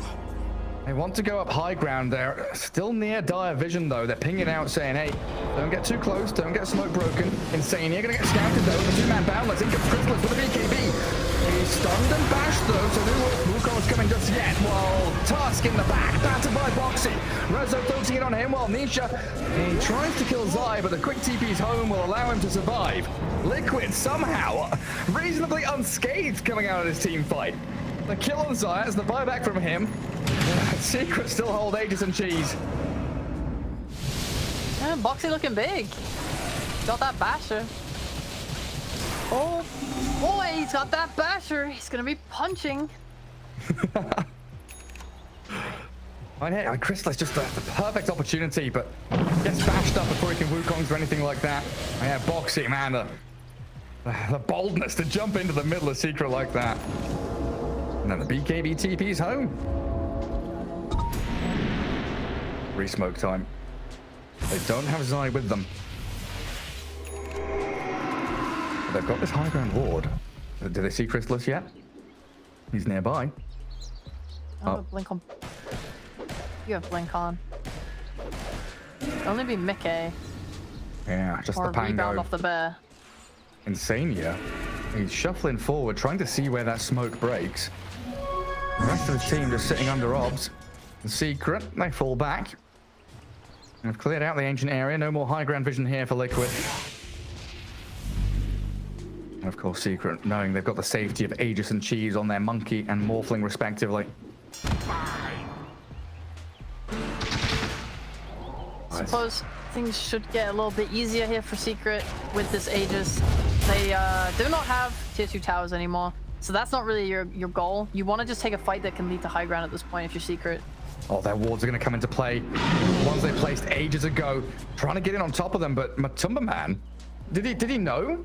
Did he see something happen there? Because he gets the Savage Roar off and he's sprinting back to base, but in comes Poppy with a cask. Maledict on the bear, and Matumba Man being drained of his life. In comes Chrysalis with the BKB Wukongs. Zone out Liquid back to their base. Damage looks good on Matu as they kill the bear. Secret expending a lot to take him down, and he will be resummoned.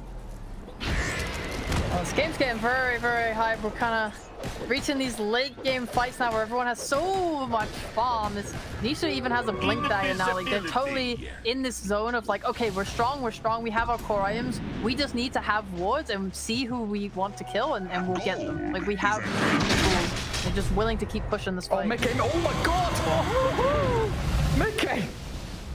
I don't know how he does it. Zayat's blinked like 10 range to get a little bit closer for the punch, but didn't quite make it. And that was Liquid all separated. You know, 2 heroes bot, 3 mid. That would have been a disaster for them. Radiant are scanning. Know where they are now. And they've got high ground vision. Liquid going to come back for this. Outpost being taken, the scan connected, and they see all 3. PP bottom from Rezo. Secret want to recoup, regather their forces. Zai straight onto Rezo. Blink in with a static link, and the bear has found the witch doctor on the left side of the fight while Mickey rolls up. The thunder's coming. Zai is about to die as Nisha. The BKB cancelled out a little bit by the bash as the vessel's on the bear. Falls back now, Liquid. They've refreshed up over on the Monkey King. He's being demolished though. First life down. Liquid out here. Rezo with his BKB, and they can't contend with Nisha's Morphling. They're playing this back and forth so beautifully. Chrysalis still up and running. Nice snowball save. The Death Lord takes down Roxy. McKay back in towards Rezo. DP and the bear treading through her. Another pick off for Liquid, but they're losing out heroes so quickly. Another bear down. The actual hero dropping to the Crypt Swarm, and Secret with a huge fight. 5 heroes down. Zai was forced to buy back and didn't even rejoin. Radiant's top tower is under attack. Do you know the worst part was for him? It was that he didn't have enough mana to use his BKB in the initial fight. Like, he went in, but he was out of mana, so he just couldn't BKB. What enough for the item. That actually might be the first time I've ever seen it have actual impact in a game. Now Secret up on the high ground. What's gonna stop them from taking these barracks down? Nisha Chrysalis straight onto the tier 3 mid now as well.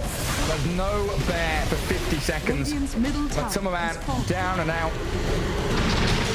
Boxy does have a buyback, but wants to hold it. They can't really fight without their primary hero. Radiant structure. Being used Wukongs just to secure this last match. Yeah, I mean, Mickey trying to make a meal of this. Pre-BKB on the Monkey King, full snapping him in. Chrysalis, he's going to get a pistol bladed there as well. Caught out inside this Macropire, but he has that BKB and the jump across. The Aghanim shot allowing him to bound the strike miles away from his opponents. Oh, Nisha's more playing. Dying quickly. Waveforms away from Boxy's Marcy. Liquid, hold on. So close to like 2 separate kills, and they just don't have enough to secure it. Secret are so close to taking this series. 1 Rax left. I mean, they were just a little greedy with the Monkey King ult there. And by the time they finally decided to use it, Liquid made the most of the opportunity they had and went on him and forced them off the base. Could have been a whole different story if he got that all off, but looking into the future, the game is much easier for you now as well. And if you even look at the way that they took Rax, like, it's mid and bot, which is going to apply so much pressure to the bot side of the map. So these Roshans, these future Roshes for Secret are going to be much easier with those 2 waves, constantly pushing in and forcing Liquid to the other side of the map. Insane, yeah. Speaking of on the other side of the map, he's trying to get his vision out there, knowing that it is desperation mode for Liquid. I need to keep these lanes shoved. Don't give Secret the opportunity to crash into the base with his DP Exo and a DD Morphling, which Nisha is currently holding. I'm punching for you. Feels like the biggest issue is just not being able to really kill one hero, or they're killing these Aegis, or they're not able to connect properly to brutally burst down a hero on Liquid. They have the amount of stuns with Mickey and stuff in this Brittle Blade to kill someone if they can all just pile on. There's so many things that are just like causing this bear to not be able to hit. You get controlled, you get feared by the Siphon, you get slowed by the Shiva's Guard, you're getting vesseled as well, and like the bear is dying so easily. Even with the Dispel on the shard, it's not really like enough. Maybe the bear needs a BKB. Yeah, I was going to ask. It might be what my tournament has to do for a 6th item slot. I can't believe we've got another Roshan lined up. It feels like only seconds ago that Roche died and they were holding Aegis and Cheese. 47 minutes in, we'll have yet another one. As Liquid hold onto their base. Secret, very, very disciplined with their moving across the map. Holding a 21k lead, but you know, it's, as we've seen, it's still anyone's game. Any kind of slip up, any kind of exceptional miracle play can absolutely tip the scales. I mean, looking at buybacks now, that's got to be one of the most important things, right? Liquid without a couple of big buybacks on their Hango and Razor. 100 should have his in a little bit. Everyone's just feeling a little bit poorer as the 21k lead starts to sink in. Your map has been dark. I think that's a big problem that Liquid have had all game, actually. It feels like Secret have been much better at holding territory and getting wards down, whereas Liquid have been playing much more in fog. I've been pretty occasionally checking the vision from both teams to try and figure out why Liquid are like making the moves they're making. You know, you'll see Secret with like 2 heroes top and 3 heroes bot, and Liquid are just a bit scared to commit to a play because they just don't know. It's not through lack of trying either, right? We've seen Insanely getting these high ground wards down. This early gem that Secret picked up has completely neutered the vision from Liquid. Radiant are scanning. A lot has come down to vision this game. And even now, right? We're playing into no vision. We don't see anything. Secret just standing under a ward. They see DP. They see Resolution. Not quite sure who's behind him, though. As Team Secret, a little deeper than maybe Liquid expect here. They're pinging out that side, the tree line, which Liquid are all holding with a high ground ward, and Team Secret just knowing that no one is holding on to that mid or bottom lane. Mickey comes back to defend it now, and it's time for Secret to move on in. Blink and punch. Nisha moves forward. Mickey defended by the ice path as they kill off Zayat. Resolution running back now. Did pop the Exo, but Team Secret not wanting to commit into this base. The snap decision to go on the Mickey Pango. You're right, they do not want to throw. They do not want to throw. Roshan is alive. Yeah.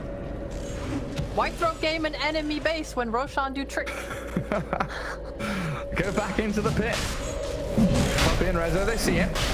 Where's Team? Where's Chris Bliss? Bounces in. Nisha. He's trying to get there. Wave forming into mid. He's very bold here, pushing out that additional wave. And a buyback from Zayat's going to look to secure this Roshan as well. Liquid, is it your chance now? A moment to shine. They'll see the Wukong's command. There's a huge golden circle surrounding the pit. There's no way in. The bear getting tagged by the statue, the spirit vessel, the maledict, everything's on it. They'll drop low, but unlikely to die. Got it. Secret more and more ahead here. Now they just have to talk about how they want to handle taking this high ground. think the Monkey King has hit level 26. He has the extra ring on the ult. That's probably the biggest utility tool they can use here. Just if they can walk up and use that ring, it probably should equal the Rax. If not, he can go for a refresher orb on himself, and within 2 rings you are 100% securing this Rax. They don't have a way to force you out of it the same way that Secret might buy an Ags. Oh no, they do have an Ags on Tusk and can kick you out. I mean, Secret have so many tools looking forward here on how to win the game. You can kick someone out of the base. You can ring twice and take the Rax. You can just simply siege slowly with the ring, with the Rezo ult. I mean, there's a lot of ways to do tower damage here, even into the glyph that Liquid do have. You have enough spells to kind of stall it, like not even care about the stall, right? Yeah, and then you're looking at the previous fights where the Lone Druid has been able to immediately burst down the Witch Doctor or catch the Tusk. Now you're staring down the barrel of what, 3 Eon discs? Yep. Puppey, Zayat, and Resolution all have one. Plenty of ways to weasel their way out of these fights. Matu does not have buyback. He spent his gold on a nullifier. Well, the jump on Zayat, the disc there. Goes back into the entangling claws, and Liquid, they get the first blow. No buyback on him either. He's dead for 100 seconds. Yeah, you're right. Matu's nullifier paying off big time. Did he also drop a gem? Was he the one holding it, or is... I think DP was holding it last time I checked. DP had it, but I think Zayat had it, and it... Witch Doctor got it? Okay, fair enough. Yeah. It changed hands so many times. The doctor will see. Oh, now Secret. Won't see him. What's their plan? Is it wait for Zayat to respawn? They're going to try and fight under this vision. A few seconds left. 40 seconds of high ground observer ward. And they see Zai here. Wukong's command expended as Mickey rolls in, rolls out. Shakes it back to his base. He feels bad using that roll. Maybe they thought there would be more chain stun for Razor. Oh, Secret quickly moving in. But Boxy, such long range with a rebound. Well, Crystal is sitting happy, man. He's going for that refresher roll, but he has the shard, the refresher shard. So he's not even feeling like he's 1 item down. He's super ready. They can... I guess Roll's back up already, actually, level 25. Will we see them just force this high ground with the double ring? Wait, they're jumping in. Being caught by the ice path. The Rolling Thunder. He's got it on this hands. Voodoo switcheroo though, so probably buying time for his team. While top lane's pushed in by Nisha. The racks are falling, and Liquid. This team fight didn't play out as they expected. They need the glyph just to defend the range barracks. Secret smoke and mirrors fighting mid, pushing top, still waiting to see if Liquid show. Revolution with Nisha. Thinking about the go forward. They've stunned up Boxy, BKB out of the market. Zai, he's allowed this Nisha more than a turn to the Razor. The bear is opening up on him, and Nisha's dead. Chrysalis inside the Wukongs, though. A real struggle to deal with the Monkey King now. Liquid getting chased back to the edge of the earth. Zai hunted by Poppy and Rezo. The Death Ward trying to give the vision. The creep waves will allow it to happen. And now they can move into the final building that matters in the base. He's so close to buyback on Pango. How close? Like 100 gold. 40 gold, 35 gold. Look, wait, Insane just got a bounty rune. That's why it jumped from 100 to 30.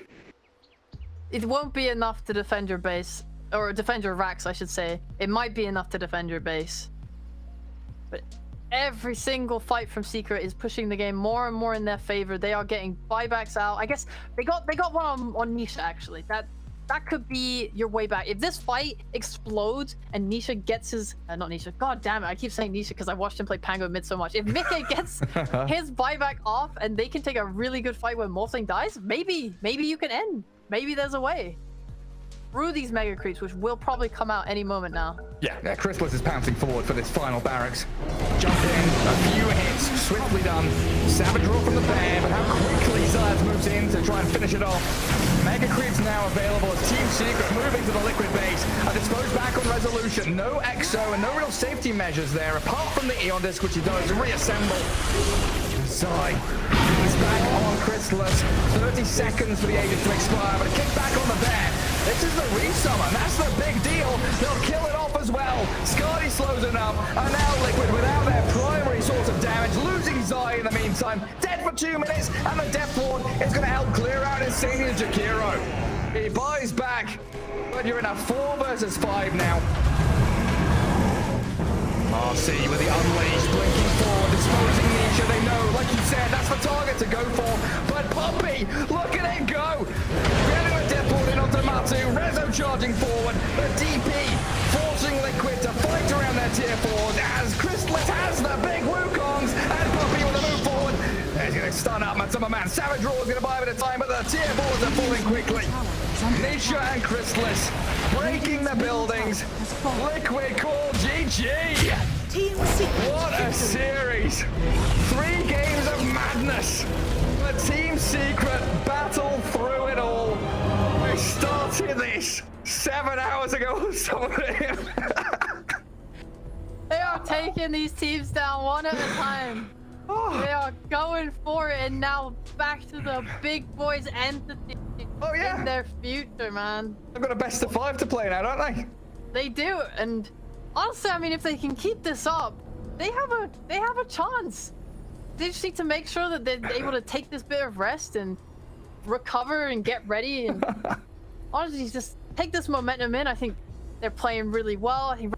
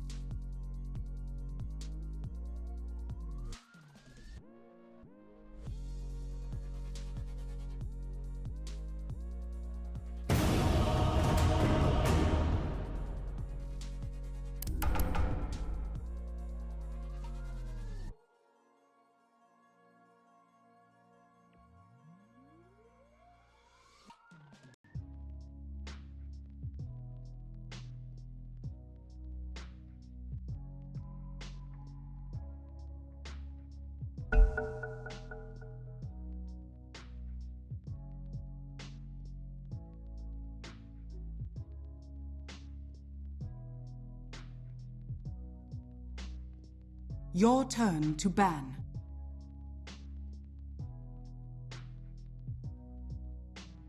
Five seconds remaining.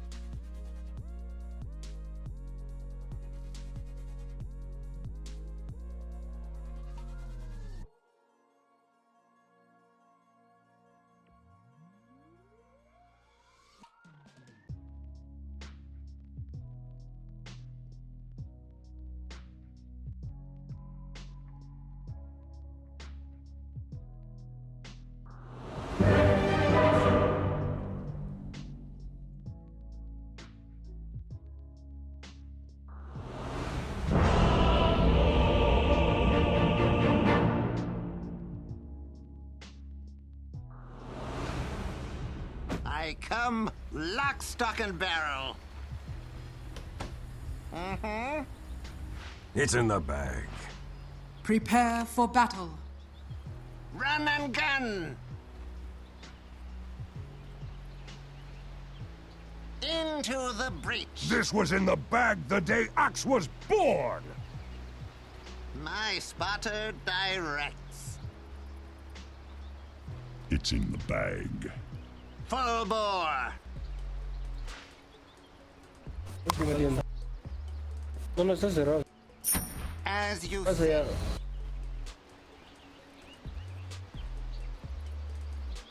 Uh-huh.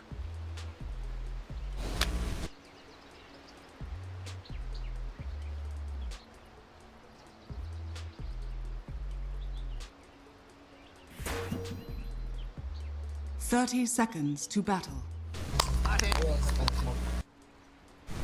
¿Qué fue? Yeah.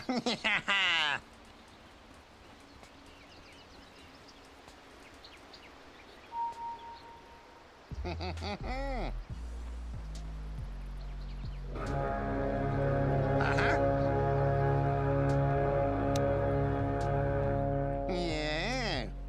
The battle begins. Time for target practice.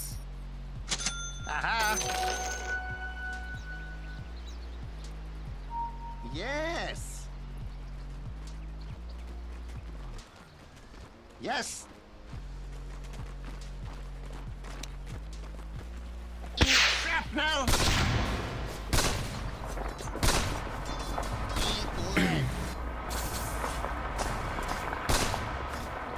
Trick shot.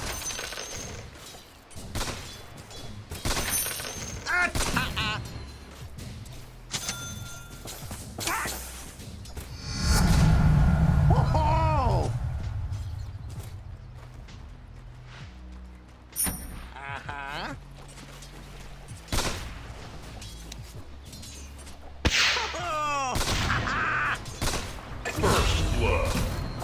last of my kind, but first in this. Spotted.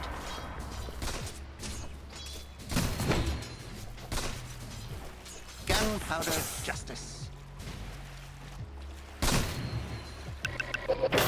Yes?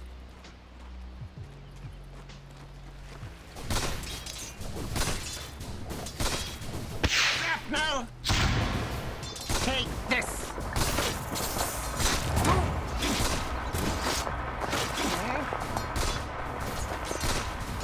Body shot. Let's have a go at it.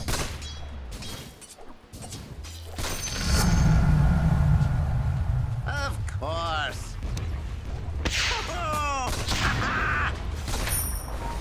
Ciérrale camino, pe, man. Shooting.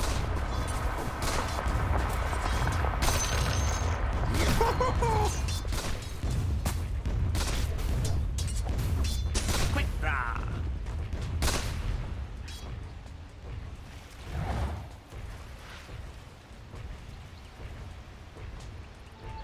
Line of sight. A new trajectory. Oh! My spotter guides me. Spot on. This'll hurt.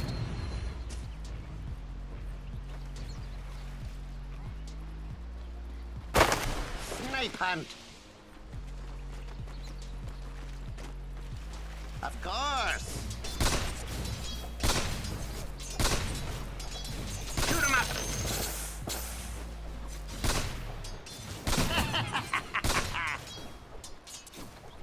Aha.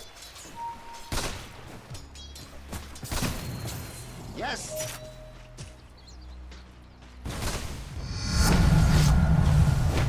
As you say. Spotted.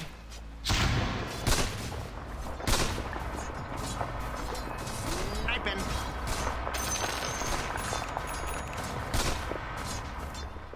Spot on. Easy shot.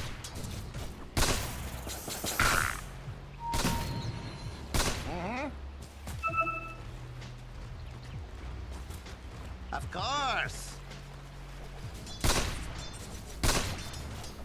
Snipe hunt.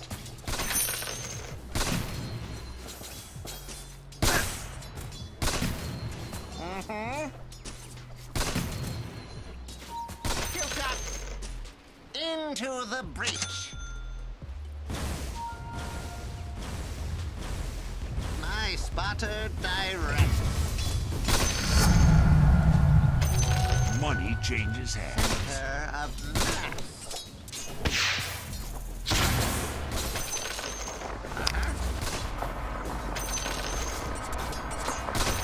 Going ballistic. On target.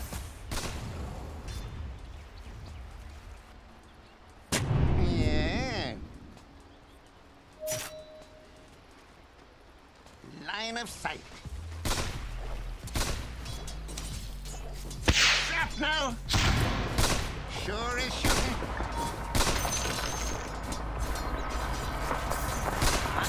I'm under attack! Not by a long shot. Yes. Yes.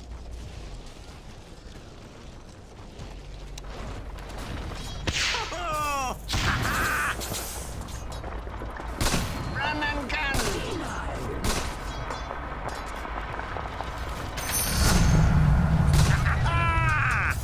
Gunpowder.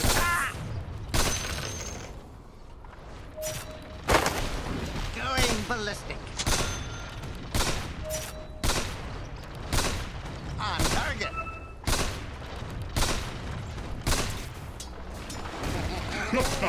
Shrapnel!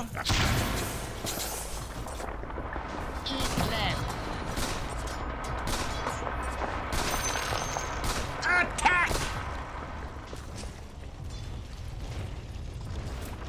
spotter guides me. Off like a shot. Yes? Of course. Shrapnel! Careful.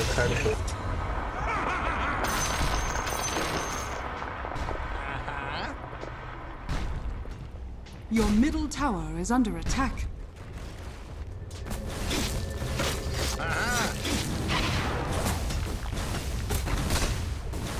Full bore. Sniping. Denied. Unknown objective.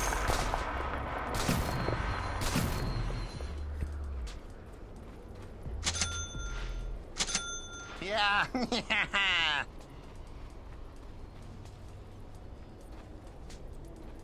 Yeah.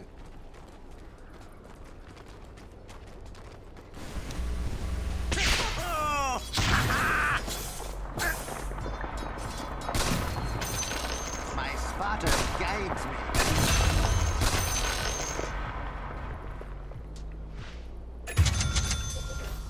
Of course. Yes? Spot on. Spotted. Unknown trajectory. No. Yes. Run and gun. I'll take that as tribute. Quick draw. Into the breach. Shrapnel. Eat lead. Higher caliber. Let's have a go at it.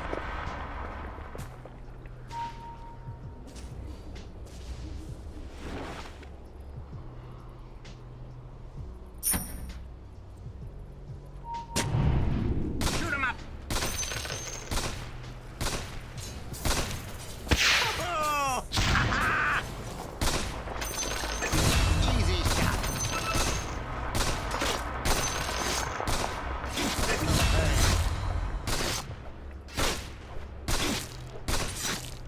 Line of sight. Dire's structures are fortified. My spotter Radiant structures direct. are fortified. You die. Shrapnel. Go for lead. Eat lead. The enemy's Doesn't top have it, my tower bad. has fallen. Gunpowder justice. Uh-huh.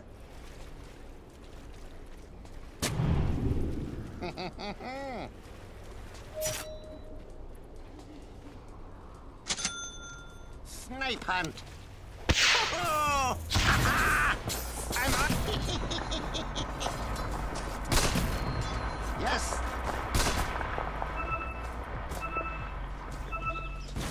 Sniping. Shoot 'em up. Uh-huh.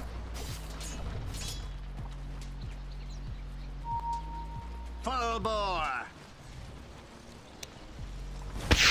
Alguien le puede decir a ese Axel que se vaya arriba, weón. No sé para qué mierda ha bajado. Body shot. Uh-huh. Mm-hmm. Uh-huh. Yes. Mm-hmm. Oh!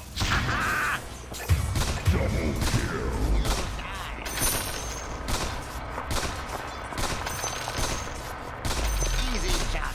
Dire's courier has been killed.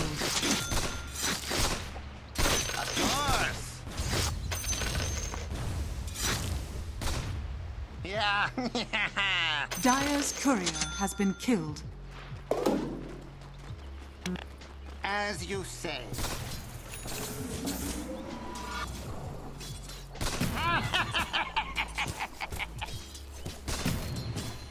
As you say. Yeah. Full bore.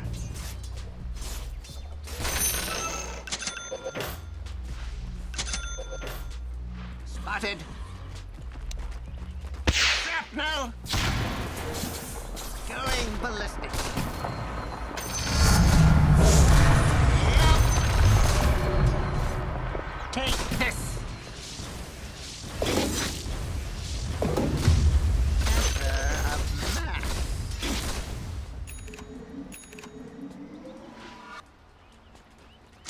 Snipe hunt.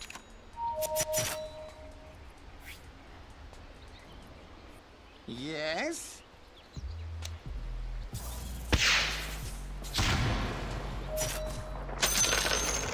Sure is shooting. Spot on.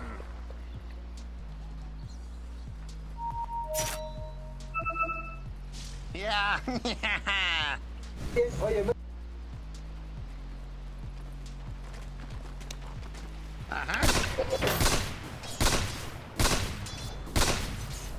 Yes. Oh, a few bullets more.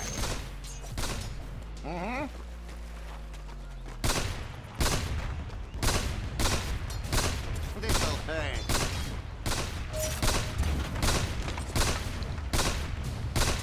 Trick shot. Under attack. Shrapnel. Eat lead.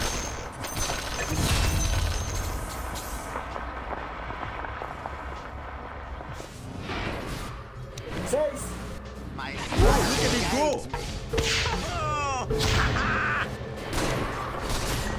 Nice water direct. On it. Run and gun.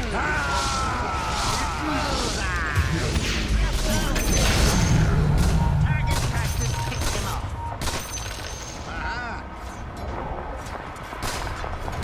Your middle tower is under attack. Dire's structures are fortified. Your middle tower is under attack. Radiant structures are fortified. Attack!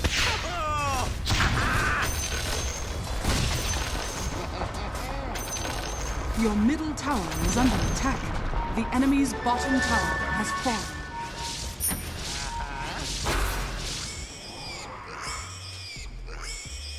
Of course. I'll take that as tribute. Yes. Into the breach.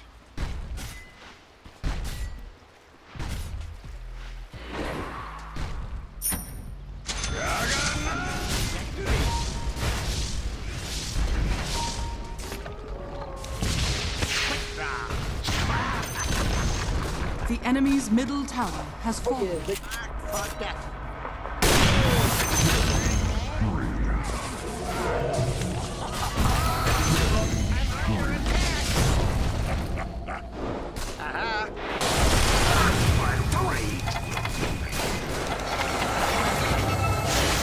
Come and get it!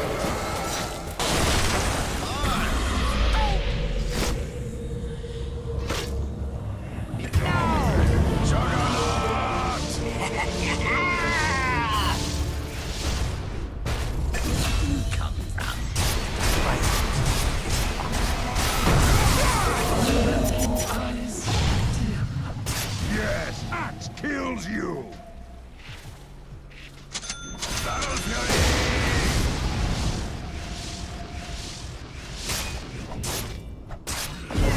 Good.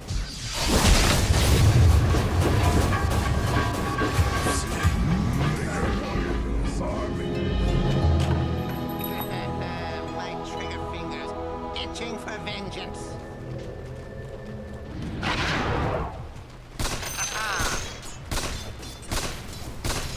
Let's have a go at it.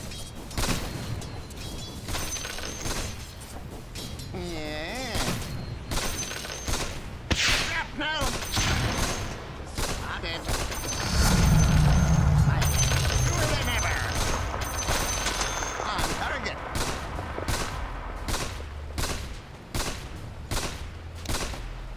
Easy shot. My spotter guides me. As you say.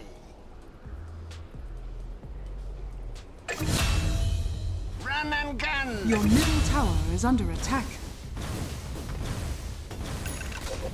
Gunpowder. Your middle tower has fallen. Quick draw. Oh! That's gonna stay. Yes.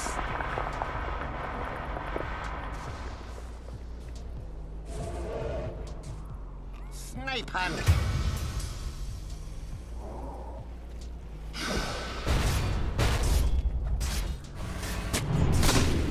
Eat lead.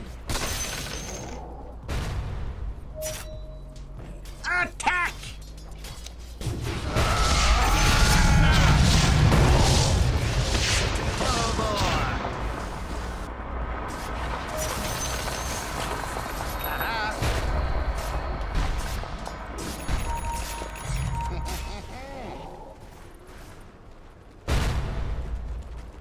Uh-huh.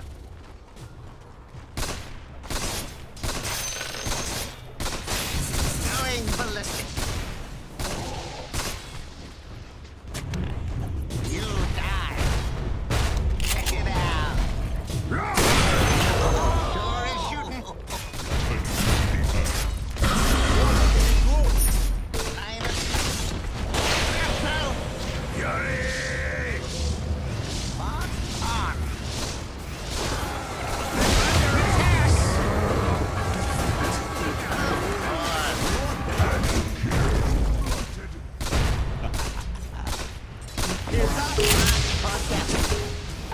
Shoot 'em up.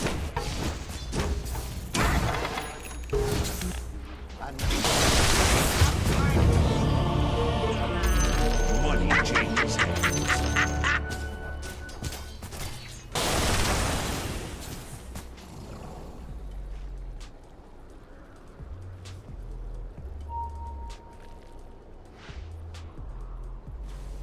Your bottom tower is under attack.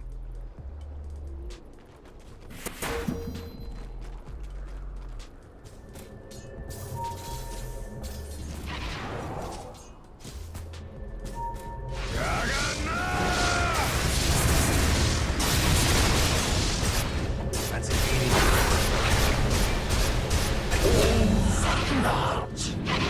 My blade is tasting better. Another shot at victory.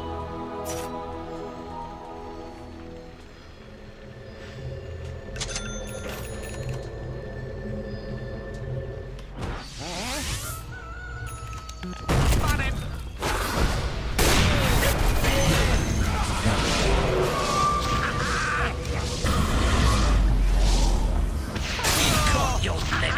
Surgical.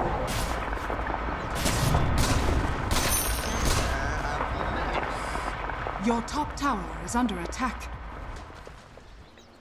Radiant structures are fortified. Take this.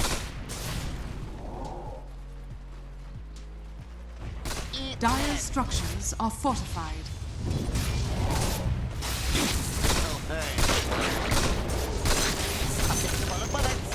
Shrapnel.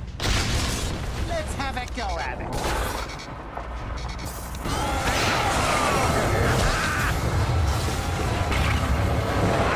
Gotcha. Trick shot.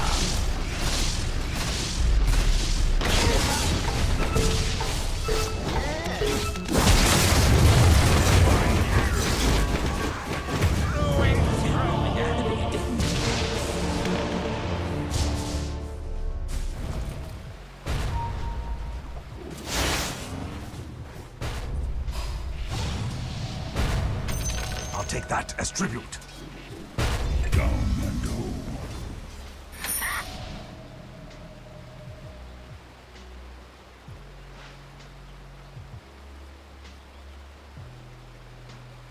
Your middle tower is under attack.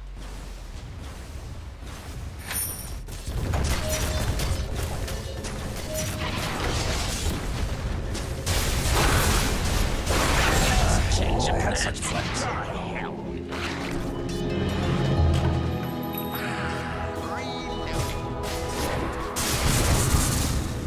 Of course.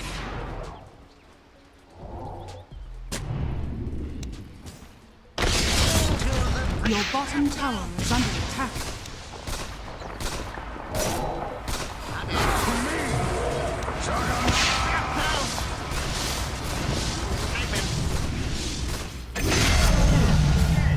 I said good day!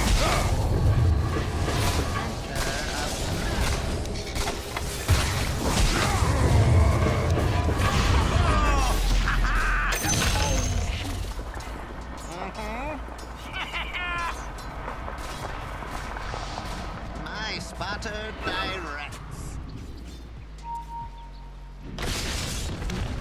Shoot him up! I'm not ready.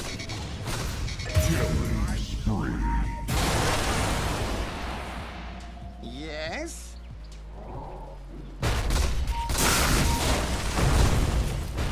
You die. Hadn't spawned yet. That was no shock. Yeah. Go for lead. Eat lead.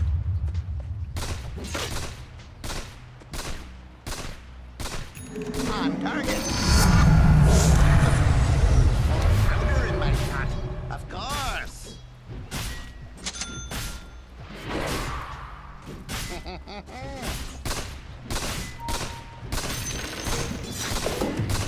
Gunpowder justice.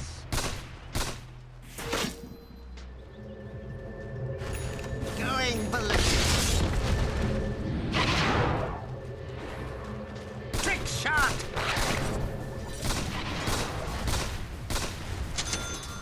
Got it.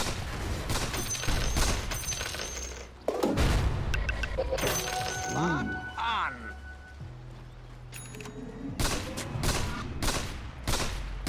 Sniping. Easy shot. Uh-huh. Full bore. It's woven from the first. Death is going to be the start. This'll hurt.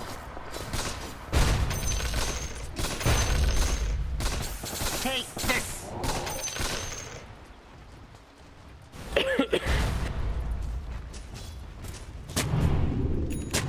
As you say. Spotted. Snipe hunt. Eat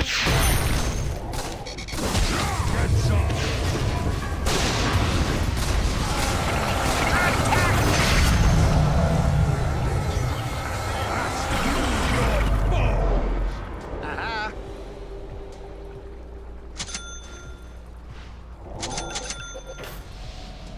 Uh-huh.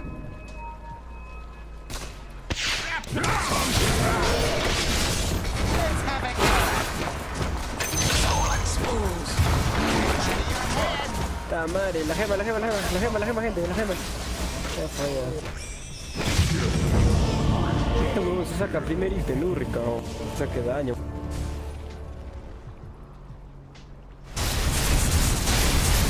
I had such plans. Your middle tower is under attack.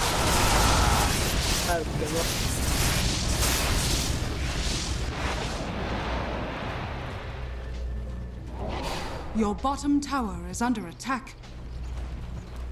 Radiant structures are fortified. Fish out of water. Your bottom tower is under attack.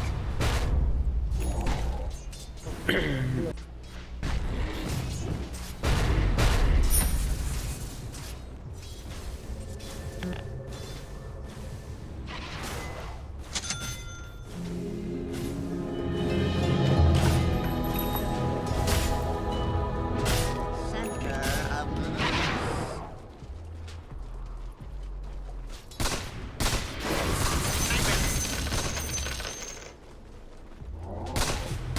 going ballistic. Of course.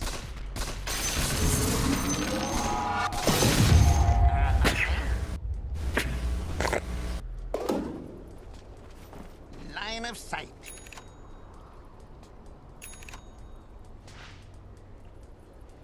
Yeah. Ah, this will come in handy. Yes. Run and gun. Your bottom tower Oh. is under attack. Oh,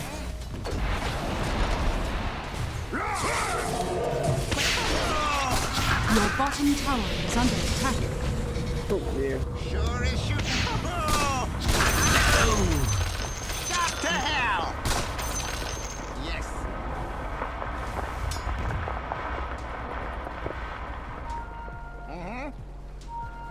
¿Qué más?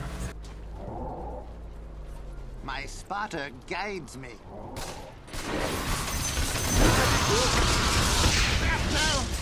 Into the breach. Lo bueno es que Super sabe jugar.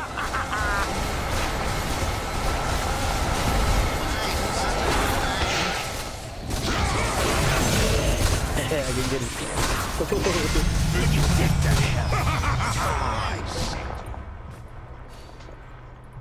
A new trajectory.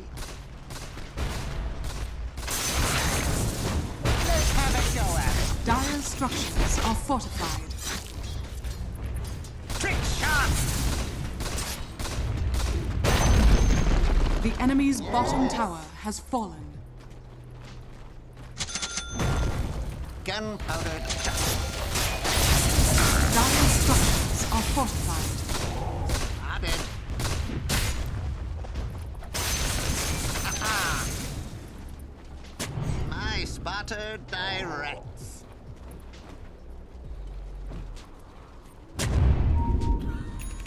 Aha.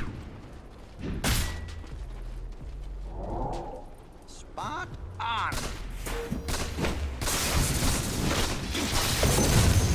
Lead. Your middle tower is under attack. On target. Double damage. Your top tower is under attack. Yes. Oh, tu war. More.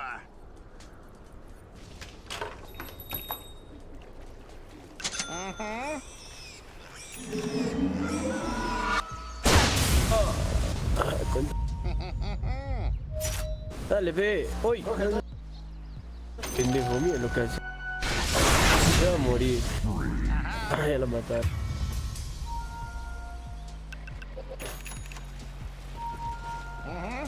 No, ya lo he visto la. Disability. Shoot 'em up. No puedo agarrar. ¡Uy! La madre. This'll hurt. Into Ay, the horrible. breach. Yeah.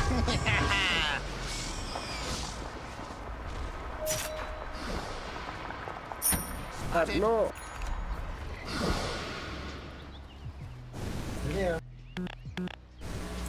¿Por qué hace romper tu tótem? Tenemos que matar a la medusa. La medusa tiene la gema.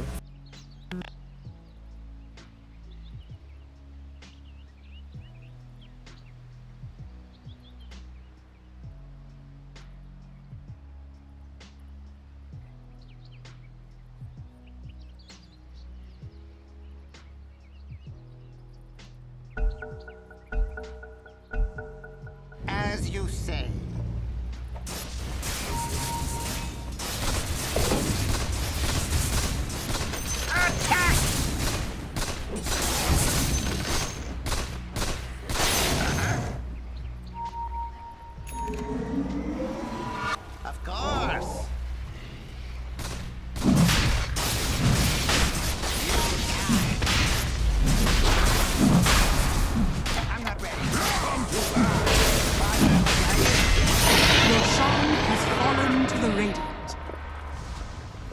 Knife hunt.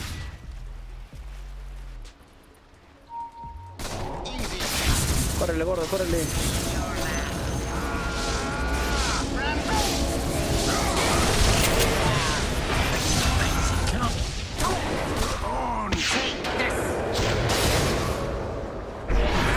Ay, mucho. Yes.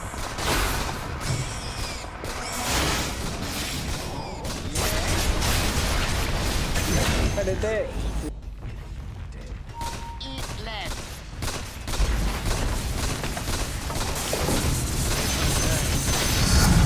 Primera, Flipper. Attack. Radiant structures Primera, are primera. fortified. The enemy's top tower has fallen. Sure is shooting. You die. Yeah. A no trajectory. On target. Line of sight. Got it.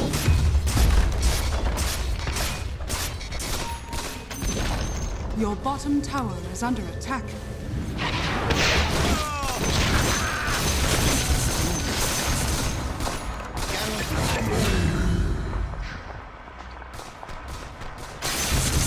Trick shot.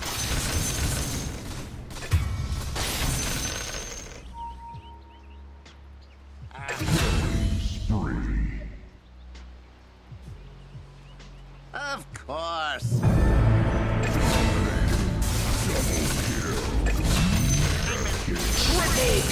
Ponle cut. Yes.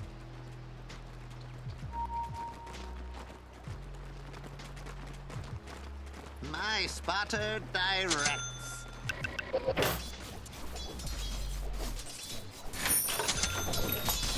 Center of mass.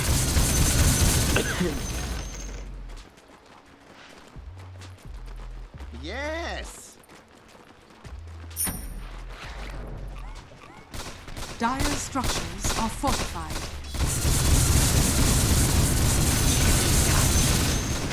My aim is truer than ever.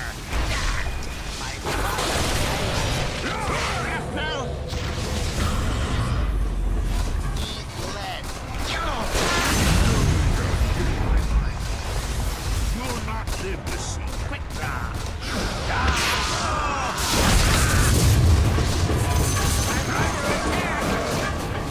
Yo rebote.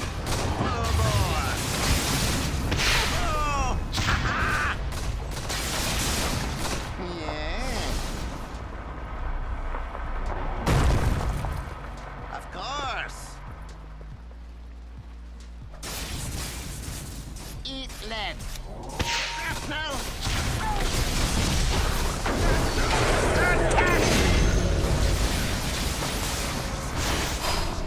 Take this. Going ballistic. Hell's yes. As you say. Of course. Métete, pues métete, métete, métete. Se va a vencer tu rollo, métete. Let's have a go at it.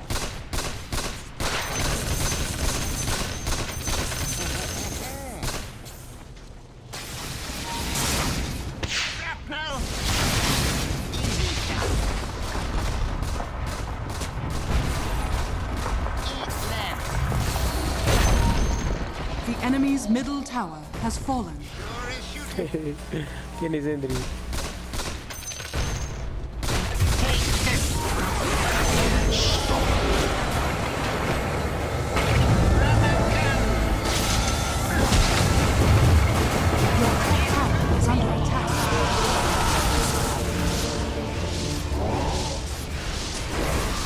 Your top tower has fallen.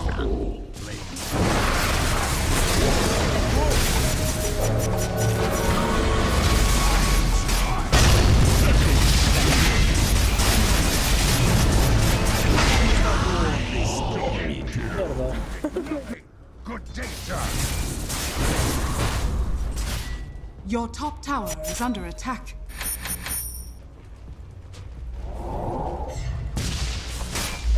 Your top tower is under attack.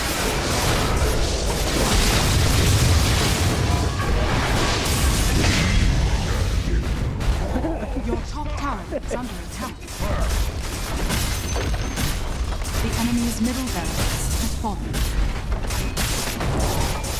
Your top tower is under attack. The enemy's middle barracks has fallen. Your top tower is under attack.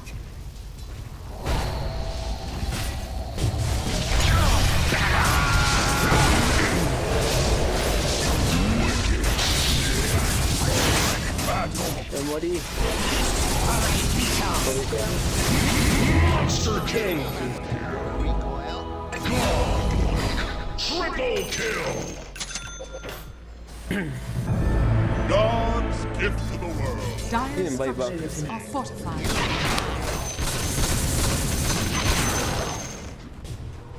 Yes. Yeah.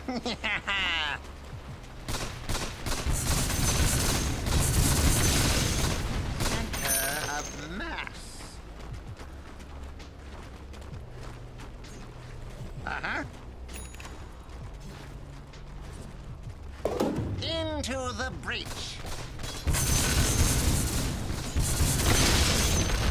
Line of sight. A new trajectory. Uh-huh. Dire's courier has been killed. Pechato, sálvelo. Si no, nos va a morir. El enano se vuelve bici. Sí. Pega, Pechato, pega, que puedes ver. Chato es un burro. ¿Por qué corres, Chato? ¿Por qué no pegas al que puedes ver?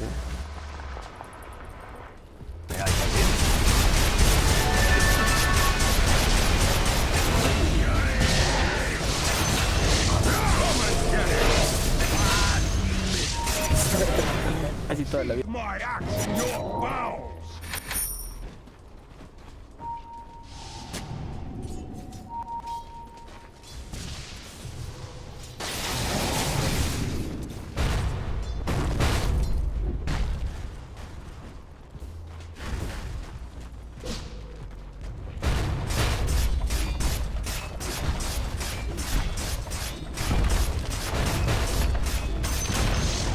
The enemy's top tower has fallen.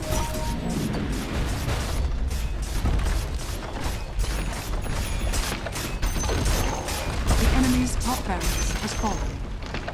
Radiant's courier has been killed.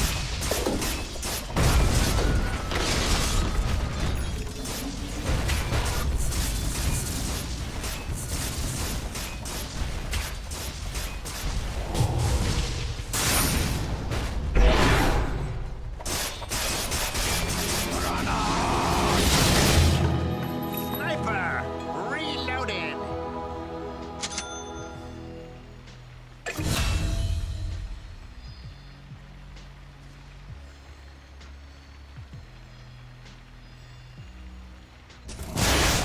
¡Córrele, gordo! Yes.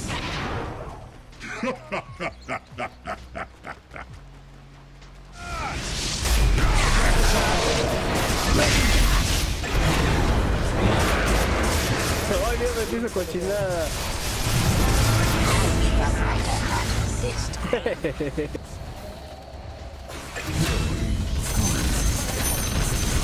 The enemy's middle tower has fallen. Knife hunt.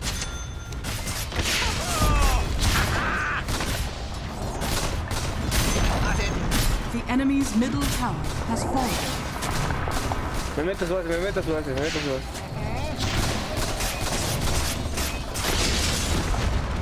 Shoot him up.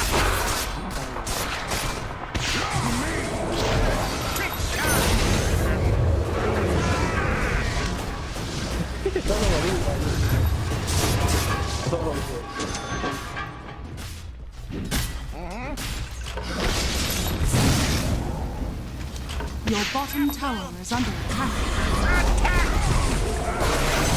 Radiant victory.